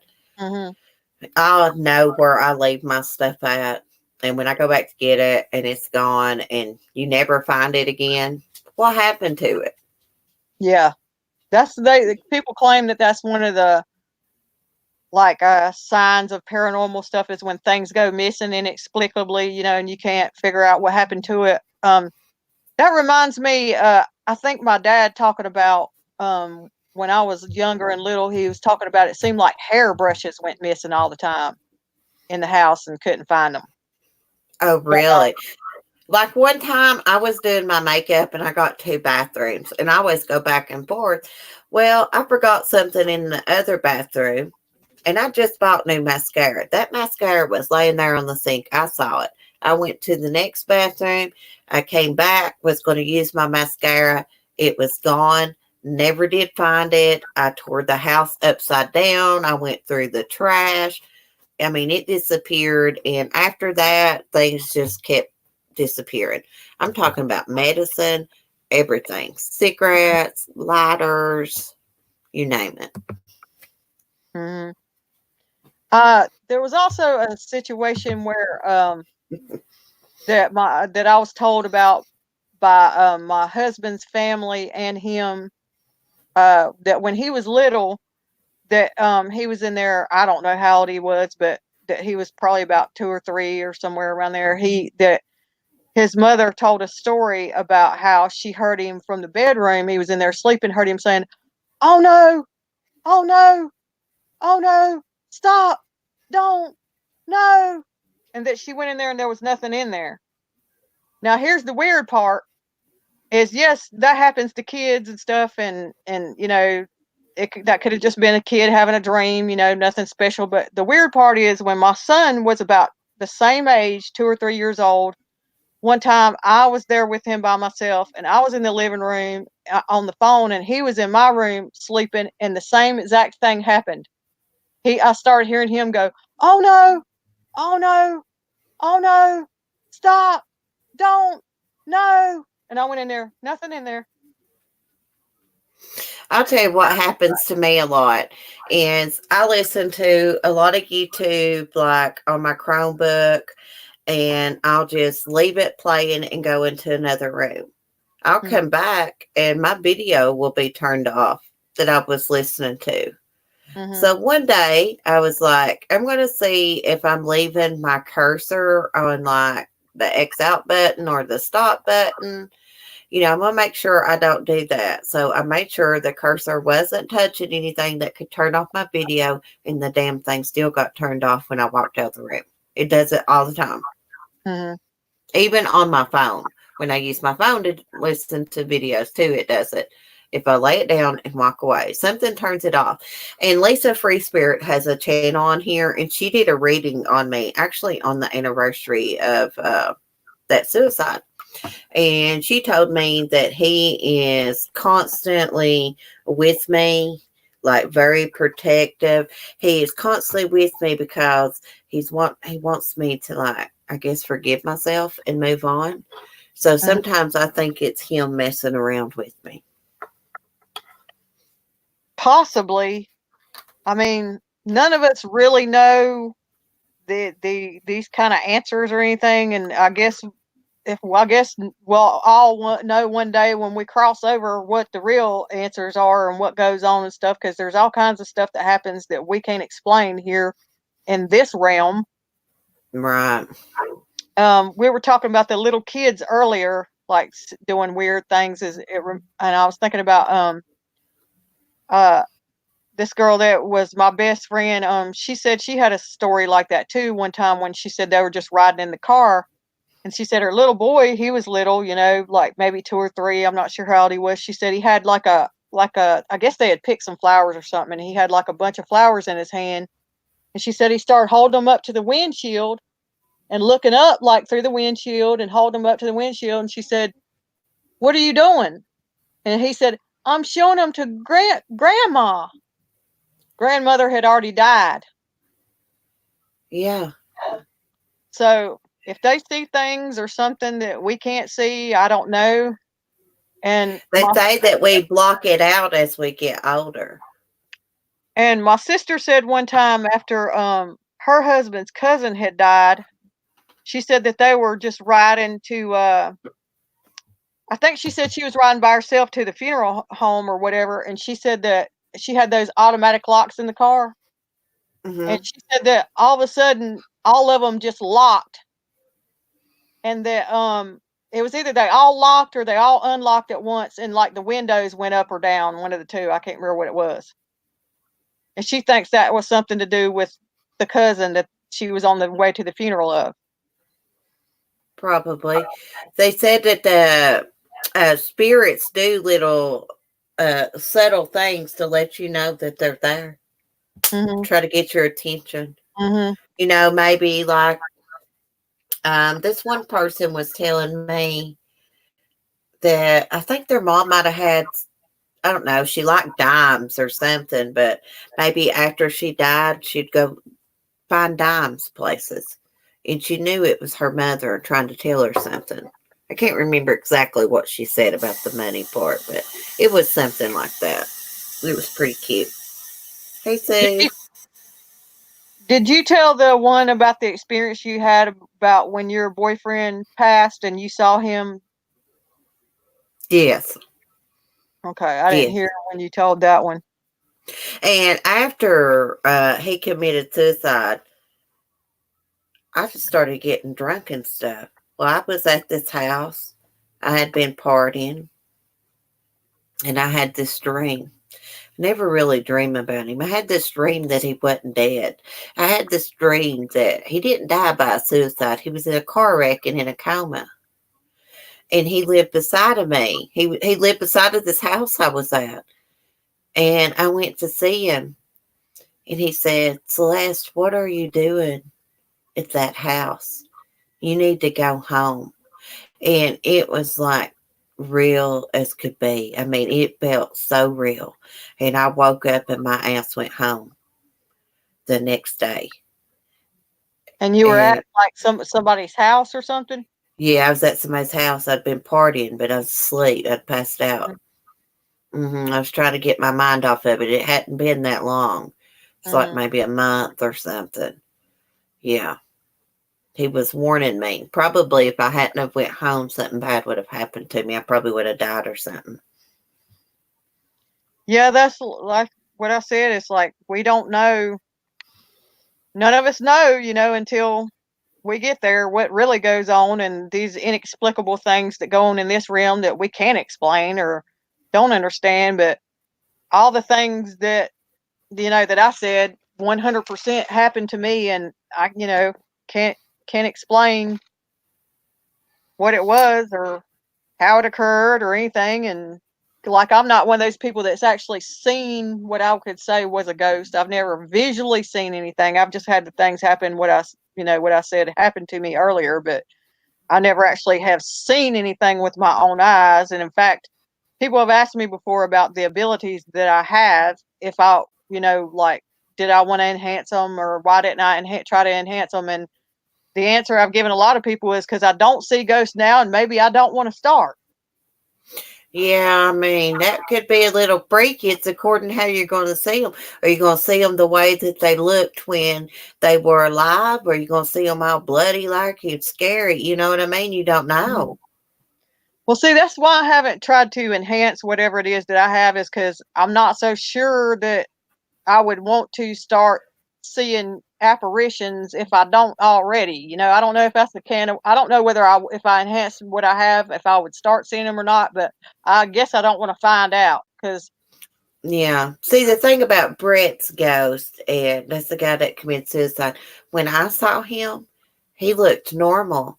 But when my brother saw him, he didn't look normal. He was scary looking, my brother said. My brother got a priest to come up there and bless the house, and still to this day, he keeps a Holy Bible on his kitchen table out.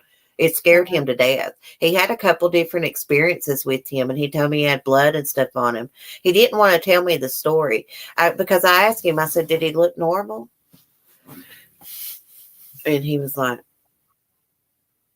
no, sis. I didn't ask him to explain too much. I just said, did he have blood on him? And he was like, yeah. So that's kind of freaky. We used to hang out at my brother's house all the time. Like I said, he didn't die there. But we hung out there all the time. That's what I've heard, is that some people that, give stories about having like experiences where they actually saw something. That's what I've heard, is that some see them and they look normal, and then some say they look like how they looked when they died, like in whatever state they looked like when they had passed. Well, that's what my brother said. So I didn't want to ask him too much details because I know what he looked like when he passed, and it was pretty horrific, gruesome. So it scared my brother. I mean, a grown man scared. Mm-hmm. And he's not scared of nothing, but he's scared of stuff like that. There's a lot of in the area I live in, there's a lot of local like haunting stories and stuff. There's in North Carolina, and especially like around here where I live. Like I said, I don't live in the town I used to live in. I live in the town beside it, but the town I used to live in is a very historical area, from the Civil War and everything. Mm-hmm. So I would imagine if there's a lot of activity around there, it would be, related to being, a battleground area and stuff like that. Yeah, and we have a lot of antiques here.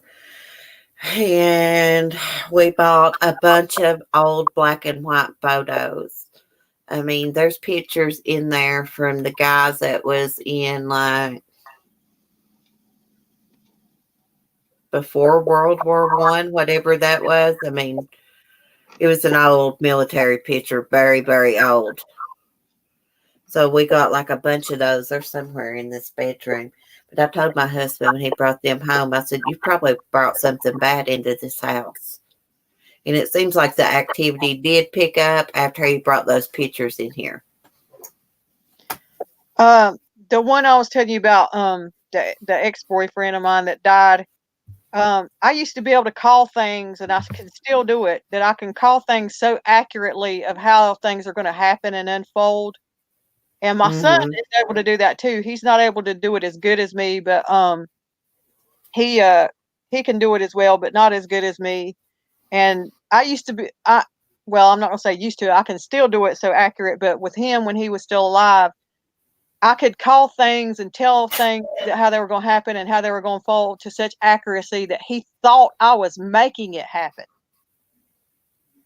Oh my God.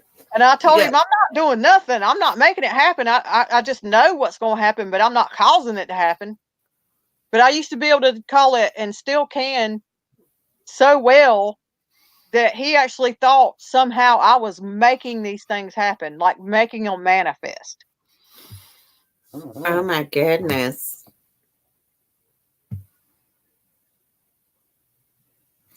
Uh, I guess they've started with their YouTube drama tonight. What? Oh What's going well. I'm just gonna say it. Being there gave Brian a super chat tonight for his daughters, and I just got a message that I guess someone's talking about it now. on? Oh, what? Somebody went live talking about it? I think that's what this person's trying to tell me. I knew that as soon as I saw it happen tonight. I knew what was going to happen as soon as I saw that super chat. I knew. I was going to say to Bella You know, Oliver. it's her money. She can super chat who she wants.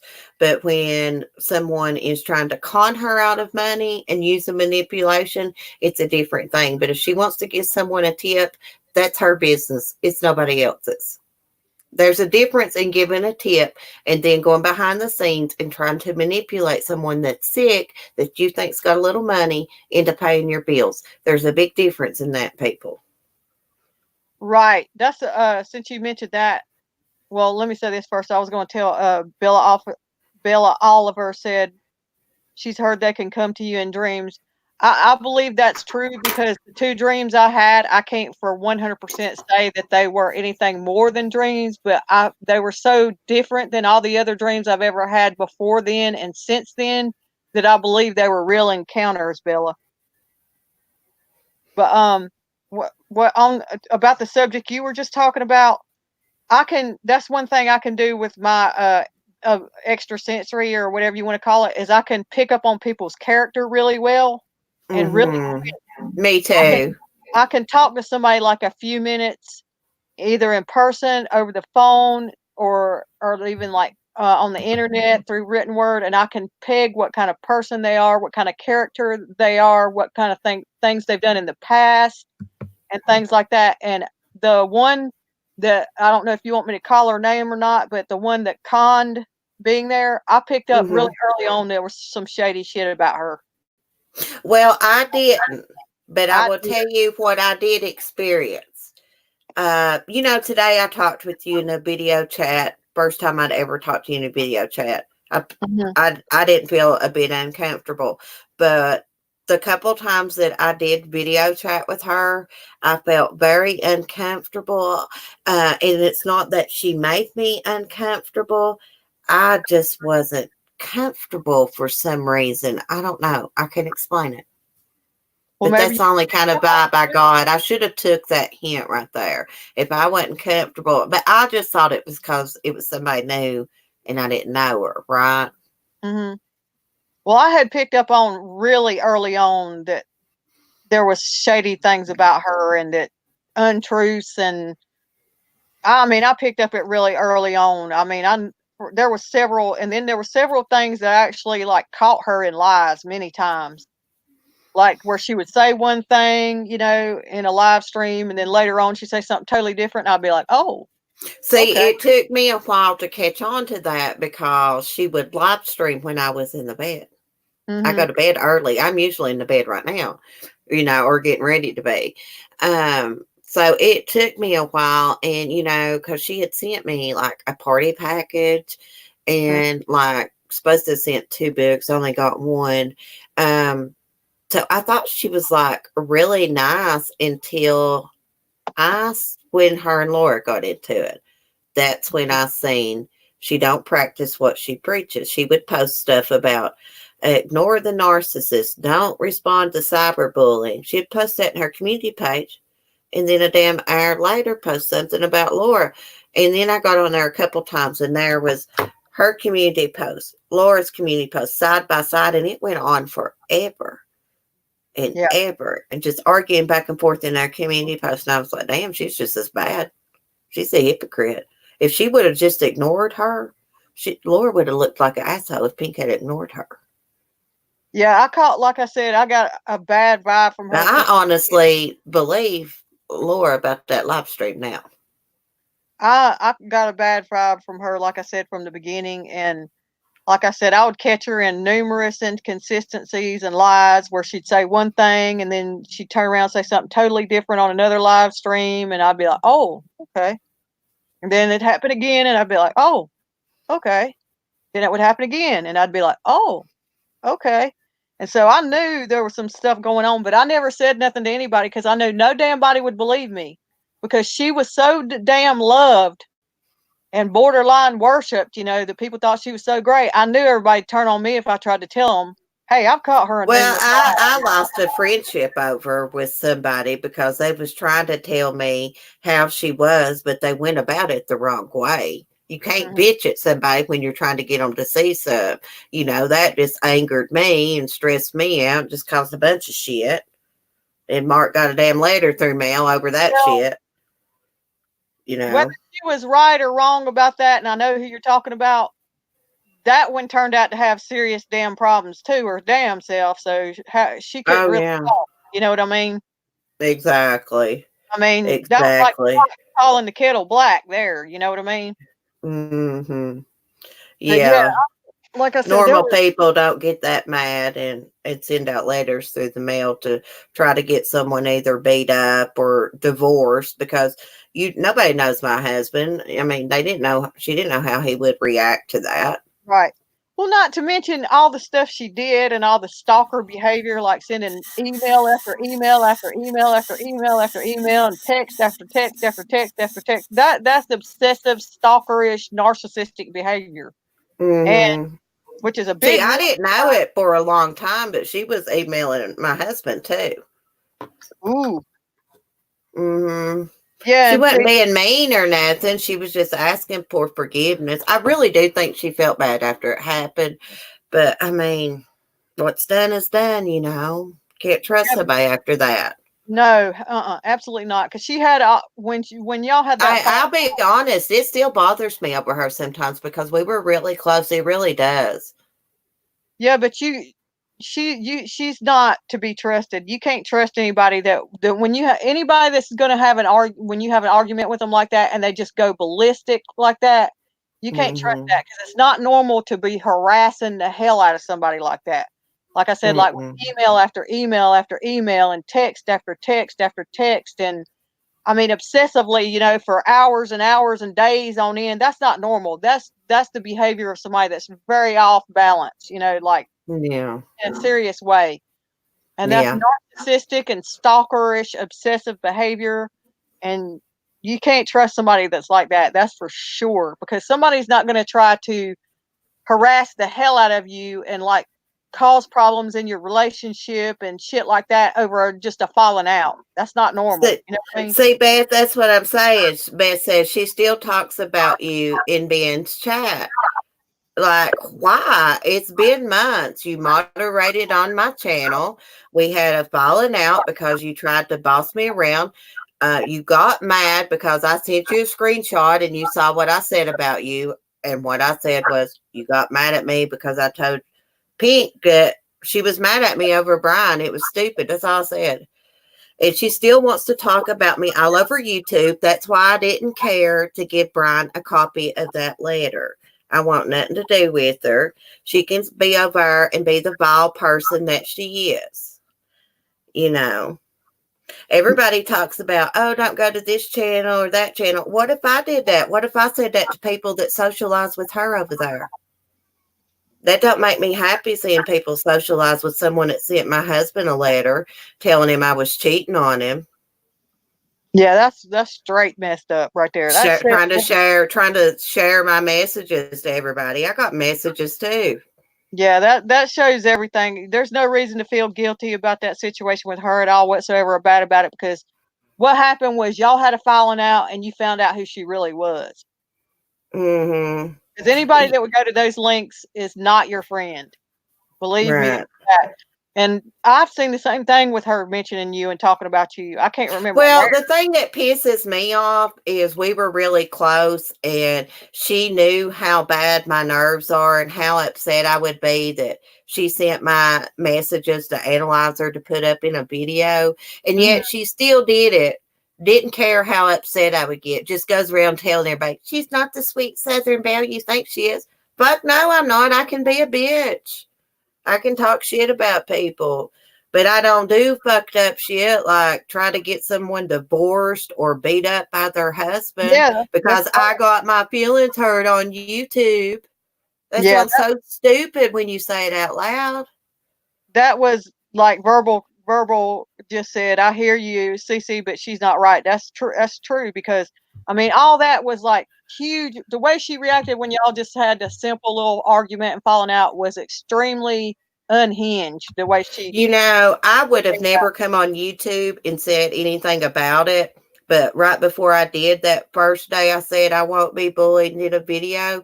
She had sent me an email threatening to tell Pink some stuff I said about her behind the scenes. mm-hmm. And so I was like, here, bitch, I'll save you the trouble. I'll go on fucking YouTube and do it for you. Which was the right thing because you don't want to have somebody trying to blackmail you and manipulate you and hold shit over your head and stuff, and I've seen her still talking about this situation with you over, and I think it was Laura's. I can't remember where it was, I but know. That's why I never did go in Laura's chat. I mean, I'm not going in there with her. mm-hmm. And she actually tried to talk to me. It was in I think RV whiskeys one night, and I just ignored her because fuck that shit. I know how she is. I'm not. Hell no. I mean, I'm not trying to Yeah. be friendly with somebody that's gonna do crazy as hell shit like that to somebody that didn't deserve it. Fuck that shit. And No. yeah, that was all. I mean, that was all. I mean, really, really, really super mentally unstable behavior. You know what I mean? I mean, normal Yeah, and I couldn't seem to make her understand how dangerous that is to send someone's husband a letter saying that they are cheating on them. Do you know she could have got someone hurt if she had sent it to the wrong husband? Well, not to mention, you said that you even said out of your own mouth that he told you that when he first got it and read it, that he thought about coming home and busting the laptop, of Yeah, the he Chromebook. did. And it's He like, I mean, well, like I said, even if she hadn't have done that, just the constant chronic emails and texts like harassing, that's anytime somebody's texting you like that back to back to back to back or emailing you back to back to back to back, that's a good damn sign that something is seriously off with them, mentally. And a hell of a while back, I didn't even know she had sent that many damn emails to I got in my spam folder just a couple months ago. There was ones from back then, but I mean, she had still sent some telling me I was a stupid hick or something. see, that's a good sign of somebody's character is how they react when you get into an argument with them.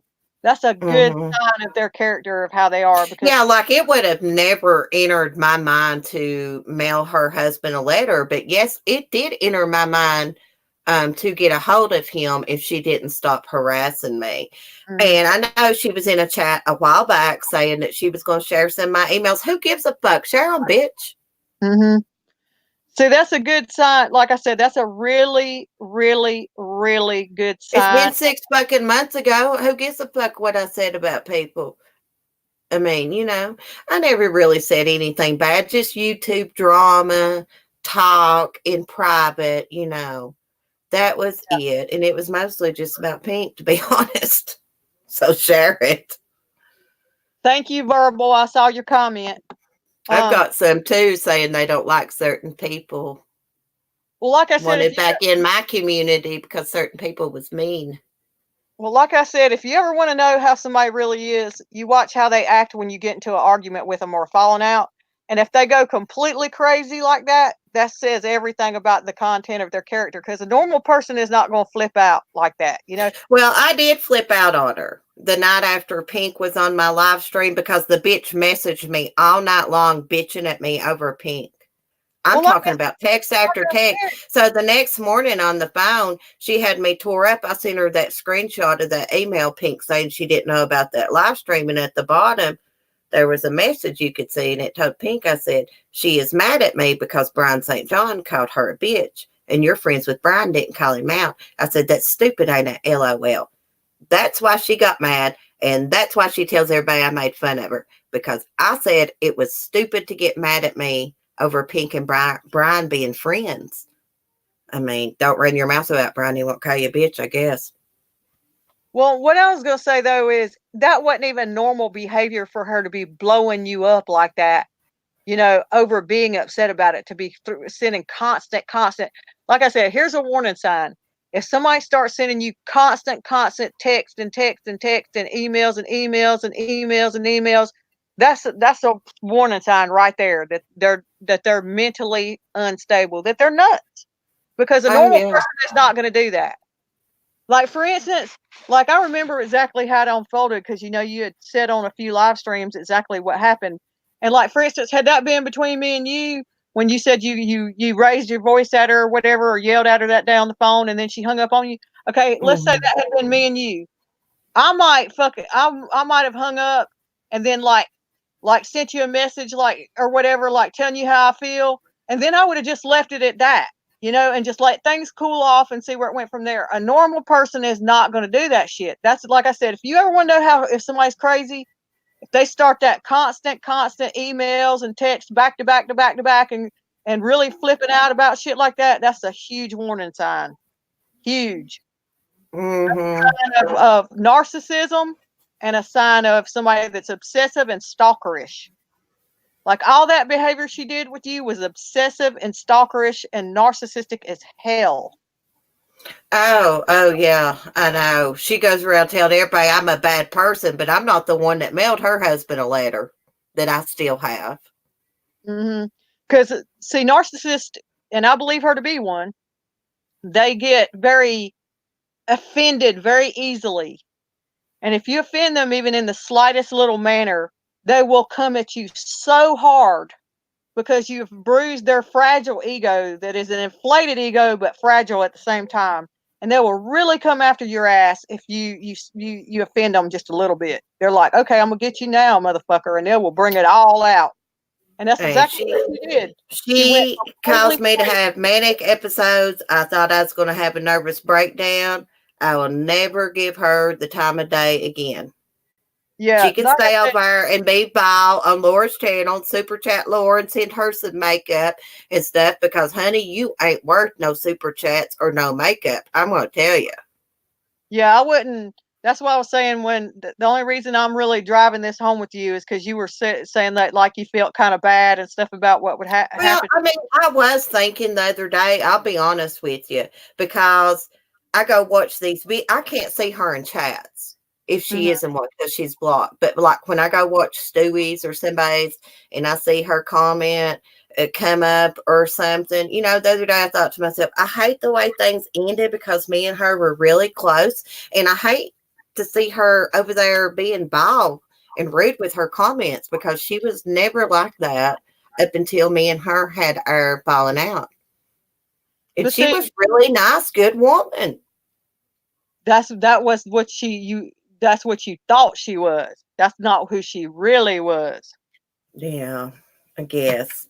See, that's what you're feeling guilty about and bad about is what happened between who you thought she was and the friend you thought she was. She wasn't really that person, CC, because a little argument is not going to cause somebody to just go ape shit like that unless there's something seriously wrong. Yeah, I mean, I could have got over sharing my emails with Analyzer, and I tried to forgive her even after I found out about the letter. Yeah, damn that. I did, but I couldn't. I tried, but I couldn't. In my opinion, every damn bit of that was just all unnecessary. It was. I mean, it was like way, way, way off the charts abnormal. I mean, when you have a falling out with a friend, it's not normal for it to go to that level, ever. No, I would never think to do something like that. Like shit like that don't enter my brain. That's what I'm saying. Even the chronic emails and texts, it's not normal. Most people, if you have a falling out and they hang up on you, they might send you like a long email or 2 or 3, blasting off and saying their piece, but they'll leave it at that. They're not just going to be like one right after another because I remember you said she was like doing it like all day and all night, like hour after hour. Yeah, she did. She did. That's And what set me off on her. That's what set me off on her. That's nuts. Normal people don't do that. Normal people do not do that. And I mean, the truth is, there's several people that are creators in this community that are narcissists. Several that are malignant narcissists. For damn sure, I have a lot of experience with it, and I'm very skilled, and I can pick it out very easily. And there is 4 malignant narcissists in this community alone. Oh, I believe it. I believe it's what I do with their asses. Huh? I mean, like, I'm not no goody two shoes or nothing. I'm Neither not am no goody two shoes. But some of these people created on YouTube, I would never collaborate with. Yeah, I'm not a goody two shoes either. In fact, I've probably got one of the worst tempers most people have ever seen on a female. But I mean, I know how to control myself and contain myself, and and how to interact with people without acting like a damn lunatic and a damn idiot. And I have a terrible temper. I mean, I busted out windows with my bare hands. And if somebody like me knows how to act and talk around people and can contain themselves and their temper and shit, then I know damn well other people can too if they want to. Oh, yeah. Wolf Power says, I know someone who sued a woman over something like this. Oh, you can. You can sue people when they start sending letters to your home. And the emails is one thing, but, when you start getting mail like that, you can sue them. And believe me, I was getting ready to take action. My mother-in-law had to change her P.O. box and everything. She had to close her mother's P.O. box because of that woman. Her dead mother's P.O. box. Yeah, when people start flipping out like to that level, just over like a altercation, or whatever. And like you said, what you had said before is like how she kept on and on and on and on and on and on and on about the pink thing. That's not normal behavior when somebody's like, on and on and on and on and on about anything, when it's just constant and chronic, Oh, yeah. One time somebody told me that Sue Soul Sister had called them and left them a voicemail. They didn't even know Sue. But there wasn't a couple people that knew my number. And this person tried to blame it on Sue, and it was a lie. And I believed it. They were very convincing. Very convincing. But back then, I didn't ask for proof because I'm a very trusting person, I would never lie on somebody to get somebody mad at somebody or anything like that. So I believe people when they tell me stuff, but not anymore. But anyways, it turned out to be a lie. You for damn sure can't believe most of what people say on YouTube. That's for sure. Because I mean, if you hadn't noticed, it seems like majority of people on YouTube lie out their ass about stuff. It seems they don't even know what the hell they lie about. I mean, there's chronic lying going on in here. I mean, you remember all that shit that went, you remember that big old situation that went on over at Diane's with me that time? Yeah. So that somebody I still to this day don't even know for sure what happened, but supposedly somebody was harassing Tilly Mae and talking shit about Tilly Mae and leaving comments talking shit about Tilly Mae, and I still don't know what the hell that was all about, but it damn sure wasn't me. So apparently somebody, either the people that said it happened were lying and it never happened to begin with, because there never was any damn proof shown. No screenshots of supposedly me doing this. No screenshots, no nothing. So either the people that were claiming I did this were lying and it never happened to begin with, or it was somebody else faking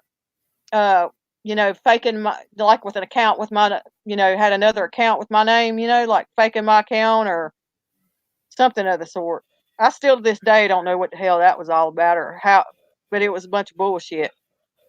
Well, someone left me a shitty comment the other day, and they said it was from the truth.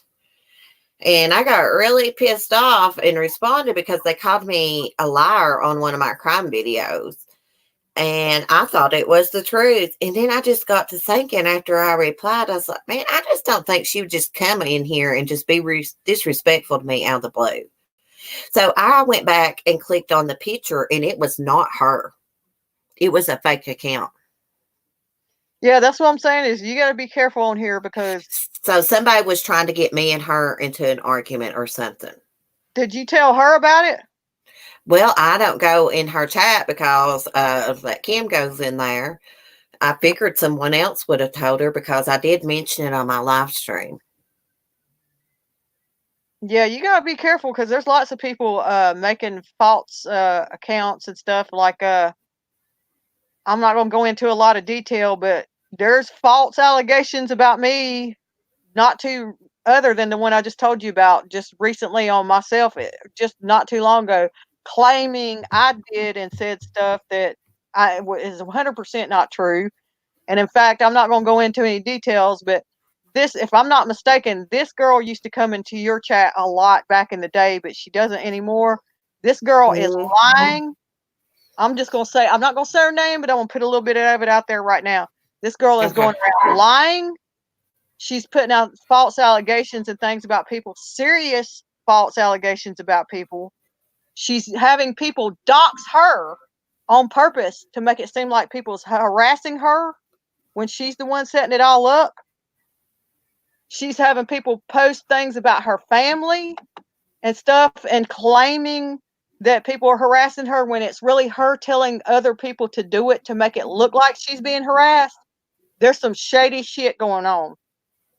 Damn, I would love to know who the hell this is. I've got two names in my head. I will tell you. I will email you and tell you. Okay. But keep it to yourself because this one's out here doing a bunch of shit and a bunch of shady shit. And everybody thinks she's a real nice, sweet, and innocent person. And it's bullshit. I know who you're talking about. It's probably the same person I said this about in private. I bet you. I don't know. You tell who. We'll talk and through private email, and you tell me who it is, and I'll tell you. Is she BSJ? Is it BSJ Brian? No. No, it's a real female, Happy. And really, I shouldn't have said anything about it because I've said stuff about it before, and I shouldn't have said anything about it because I'm waiting for this person to get caught up in their bullshit. But I got carried away and said something anyway. But I'm telling you, there's somebody really shady out here among all of y'all, and none of y'all are realizing it. I know who you're talking about. I know a lot of stuff about this girl, and she's doing a lot of shady shit, and y'all are all falling for it and thinking she's so nice and sweet and innocent, and it's all bullshit. Yeah. Like, who would do that? Like, that has to be someone that really, really needs attention. That's what I tried to figure out myself as I was trying to think. I was like, why the hell would anybody? I've been trying to figure that out myself. Be like, why the hell would anybody do that? And my personal take on it is they like you said, that they like attention and they like feeling like the victim, and being the victim brings them attention. Oh yes. Oh no, these people are doing this to me. Oh no, that person's doing this to me. Oh no, that it's getting them attention. That's the only thing I can figure. Okay, has this person showed any proof? Not that I know of. Like Feathers is crap, another scammer, damn it. Bummer. Yeah, trust me, she's floating around out here amongst everybody. I see her everywhere, and she is bullshitting the hell out of everybody, and they're all believing it and falling for it. I'm telling you. No, Lisa, we won't say no names. God. Well, there's a lot that goes on here. I've noticed it myself and not said anything about it because it's none of my business, but I think I know who you're talking about. Yeah, we'll compare notes. We'll compare notes. I've got two people in my head. Yeah, behind the scenes, because, like I said, if I'm not mistaken, I think she used to come over here all the time in your chats way like several months ago back in the day, but I'm not sure if she did or not, but I think so. But I mean, and it's amazing to me how people will false for somebody's bullshit like that so well. Yeah.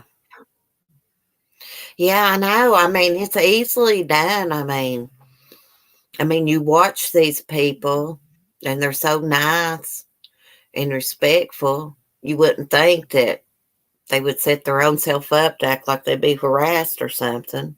Oh, she plays a good, sweet, and innocent, oh, poor little old me, I would never do this, I'd never do that role. Right.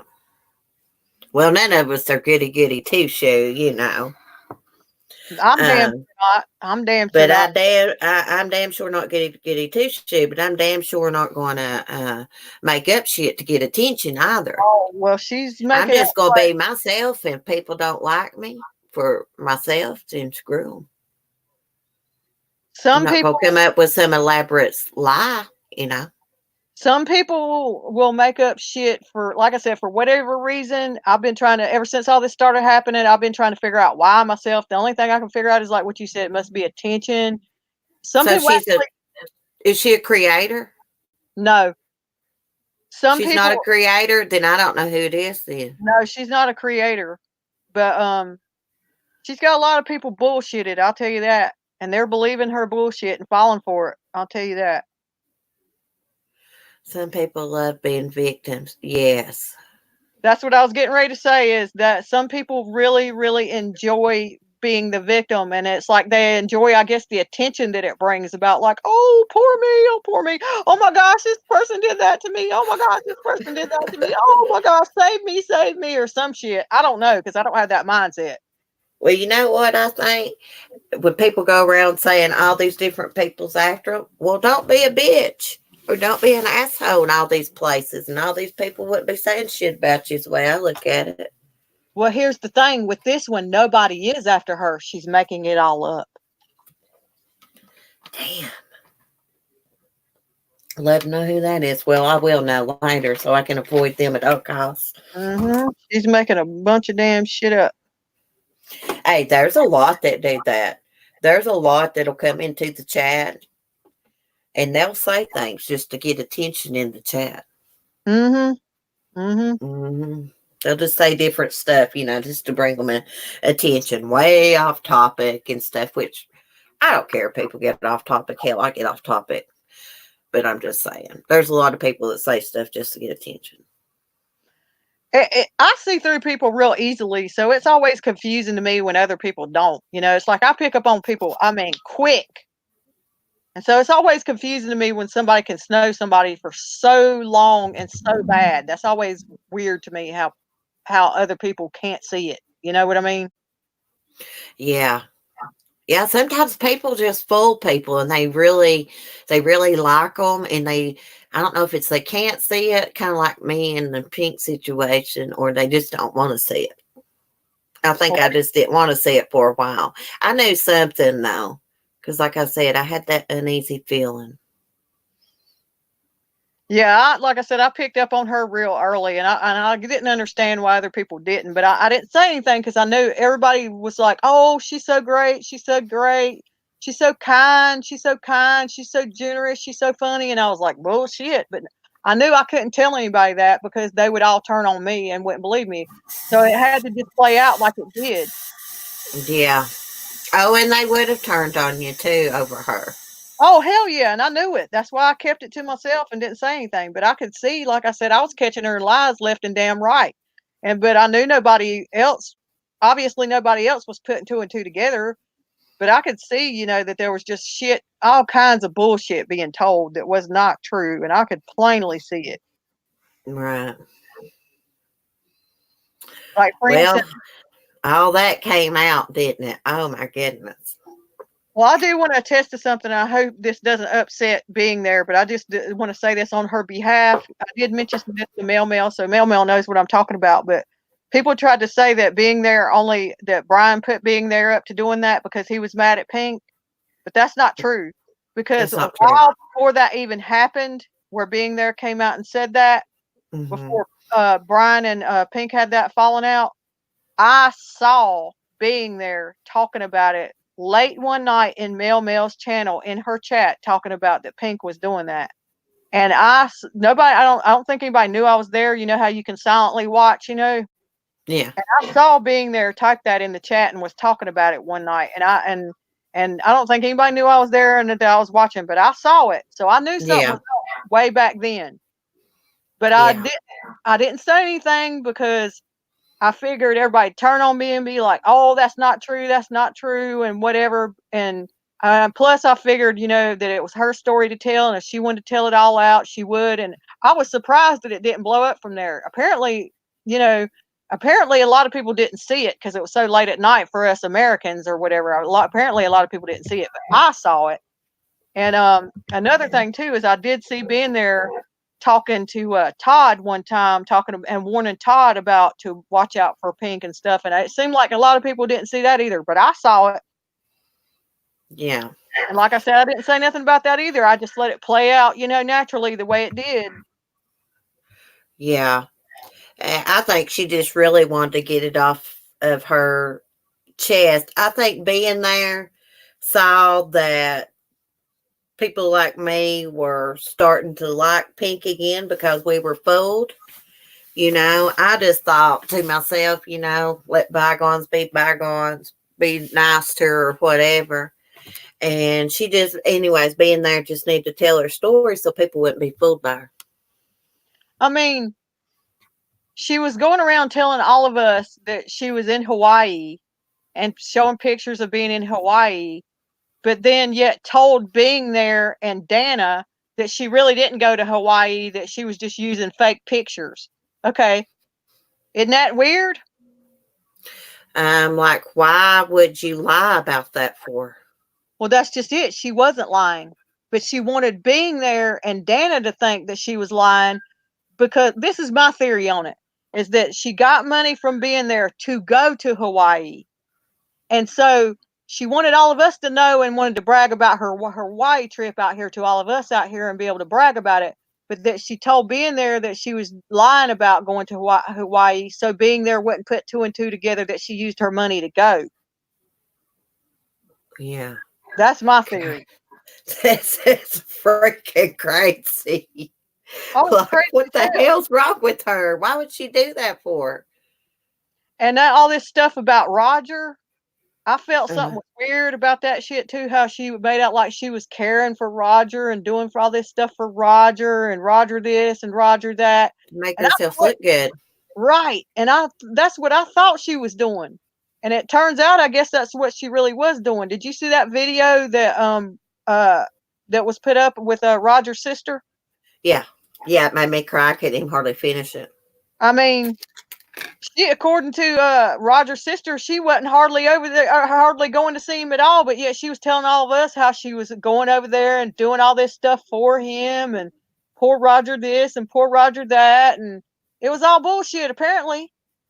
All to make herself look like, try to make people think she was a good person. Yeah, and I picked up Wow. on that shit real early, but I knew no damn body in here would believe me or listen to me. And I picked up on that early about that she was one of those people that tries to seem her, you know, likes to get her ego built up by thinking everybody thinks she's this great humanitarian. I picked up on that shit early. Yeah, I'm not too sure she even works in the medical field, like not as a nurse or anything. I'm not quite sure. You know, Molly Golightly claims that she saw a video of her one time where she came upon an accident, and that she rolled down the window or something and said something about I'm a nurse practitioner or She something. did. She I did. think I saw that myself. I saw it live when it Yeah, I happened. think I did too, but I couldn't, I couldn't prove it, so I never, really, said anything about it. But I'm pretty sure I saw that live when it happened too. But of course, that video wasn't up, so I didn't want to go around saying, yeah, she did without the proof, because I couldn't remember for sure. But I think I saw it too. Yeah. that whole thing where she claimed she was a nurse practitioner. See, I don't know if this is true or not. Um, but I heard she lost her job because of that video. Now I heard that she lost her job over stuff to go on with that went on with YouTube, but I don't know if it was about that video or not. But now I did hear, I did hear that she lost her job over bullshit that was going on YouTube. Well, I heard that it's because she said she was a nurse practitioner in that video to those people at the accident, and she wasn't. But I don't know. I mean, I don't care, but that's just what I heard. What was not true? Sue's soul sister. Yeah, there is a Roger, but she's not his caretaker, so I'm not sure how she even knows him, to be honest.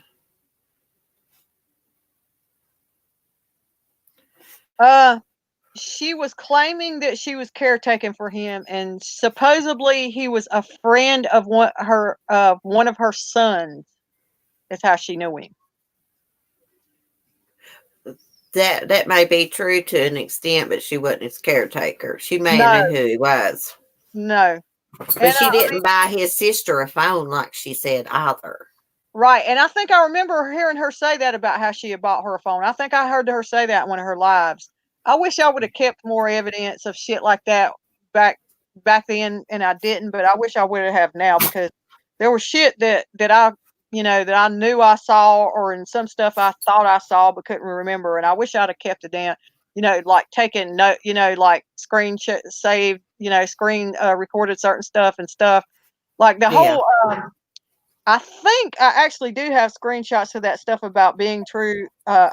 Being there when she said that stuff originally, talking about Pink and Mel Mel's chat, but that was months, at least a couple months ago, month or two or so ago. And if I went to, I would have to go back and dig and dig and dig to try to find it. But I know I did definitely see that for sure. Yeah. Being there mentioned that a couple months ago about Pink using her for money. I mean, and then, Brian just had that live that morning and she just kind of blurted it out in the chat and it just kind of happened from there. It was not planned as far as I know.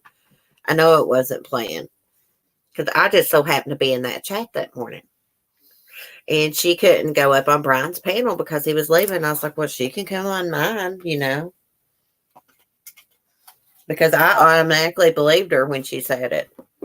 Because I had done been told that Pink was using someone for money, manipulating them. I just didn't know for a fact who it was. But I was told that 2 months ago.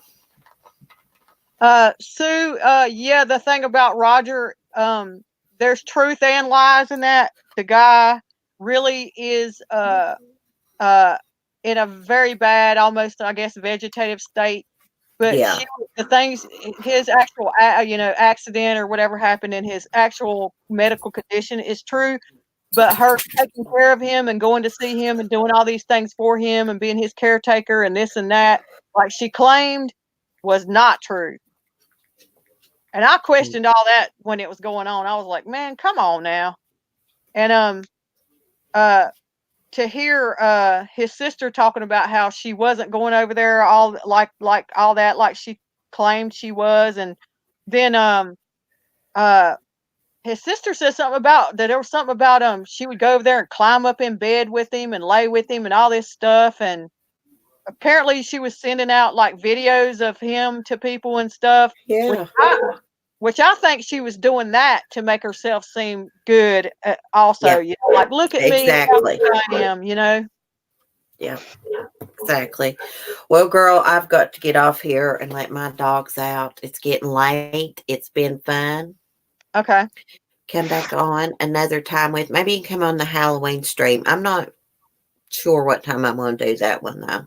I'll let you know. Okay.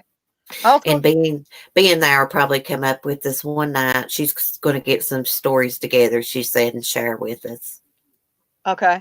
I was going to tell everybody in the chat if they want to come over, I'll fire up a live over at my channel if y'all want to come over.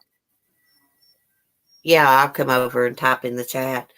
I hate to end it. I could sit here all night, but my beagle's in there crying at the door. Okay, y'all come over to my channel, and we'll fire up a live over there if y'all want to talk some more. You put my link in the chat because some of them weren't able to find me last time. Or wait a minute. I tried to put my link in your live stream chat, and it wouldn't let me put my link in there. I guess you have to approve it. I couldn't even put a link in there myself. Oh, you must have it. I'm okay. I'm going to share your whole channel. Or do you want me to share your live stream? Yeah, just go ahead and share the channel. Okay. Hold on, Skylar. I'm coming, baby. Hold on.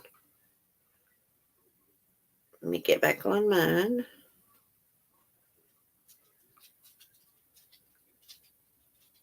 Okay. There's Naryquitecontrary's channel. Let me click on it, make sure it works. Yeah. It takes you to her channel. You going to play some Halloween music? Yeah, I usually open up with some at least. Oh, okay. Thanks, Cece. You look great, by the way. Oh, thank you, Verbal. Thank you all for coming and chatting tonight. We got off on a little bit of drama, but oh well, it happens. This was kind of like a live stream party, so it don't matter. We'll get back to some true crime in the morning. Have a good night. I love y'all. Peace. Be kind. Go over to Nary's channel. Bye, guys. Bye. Bye, Nary.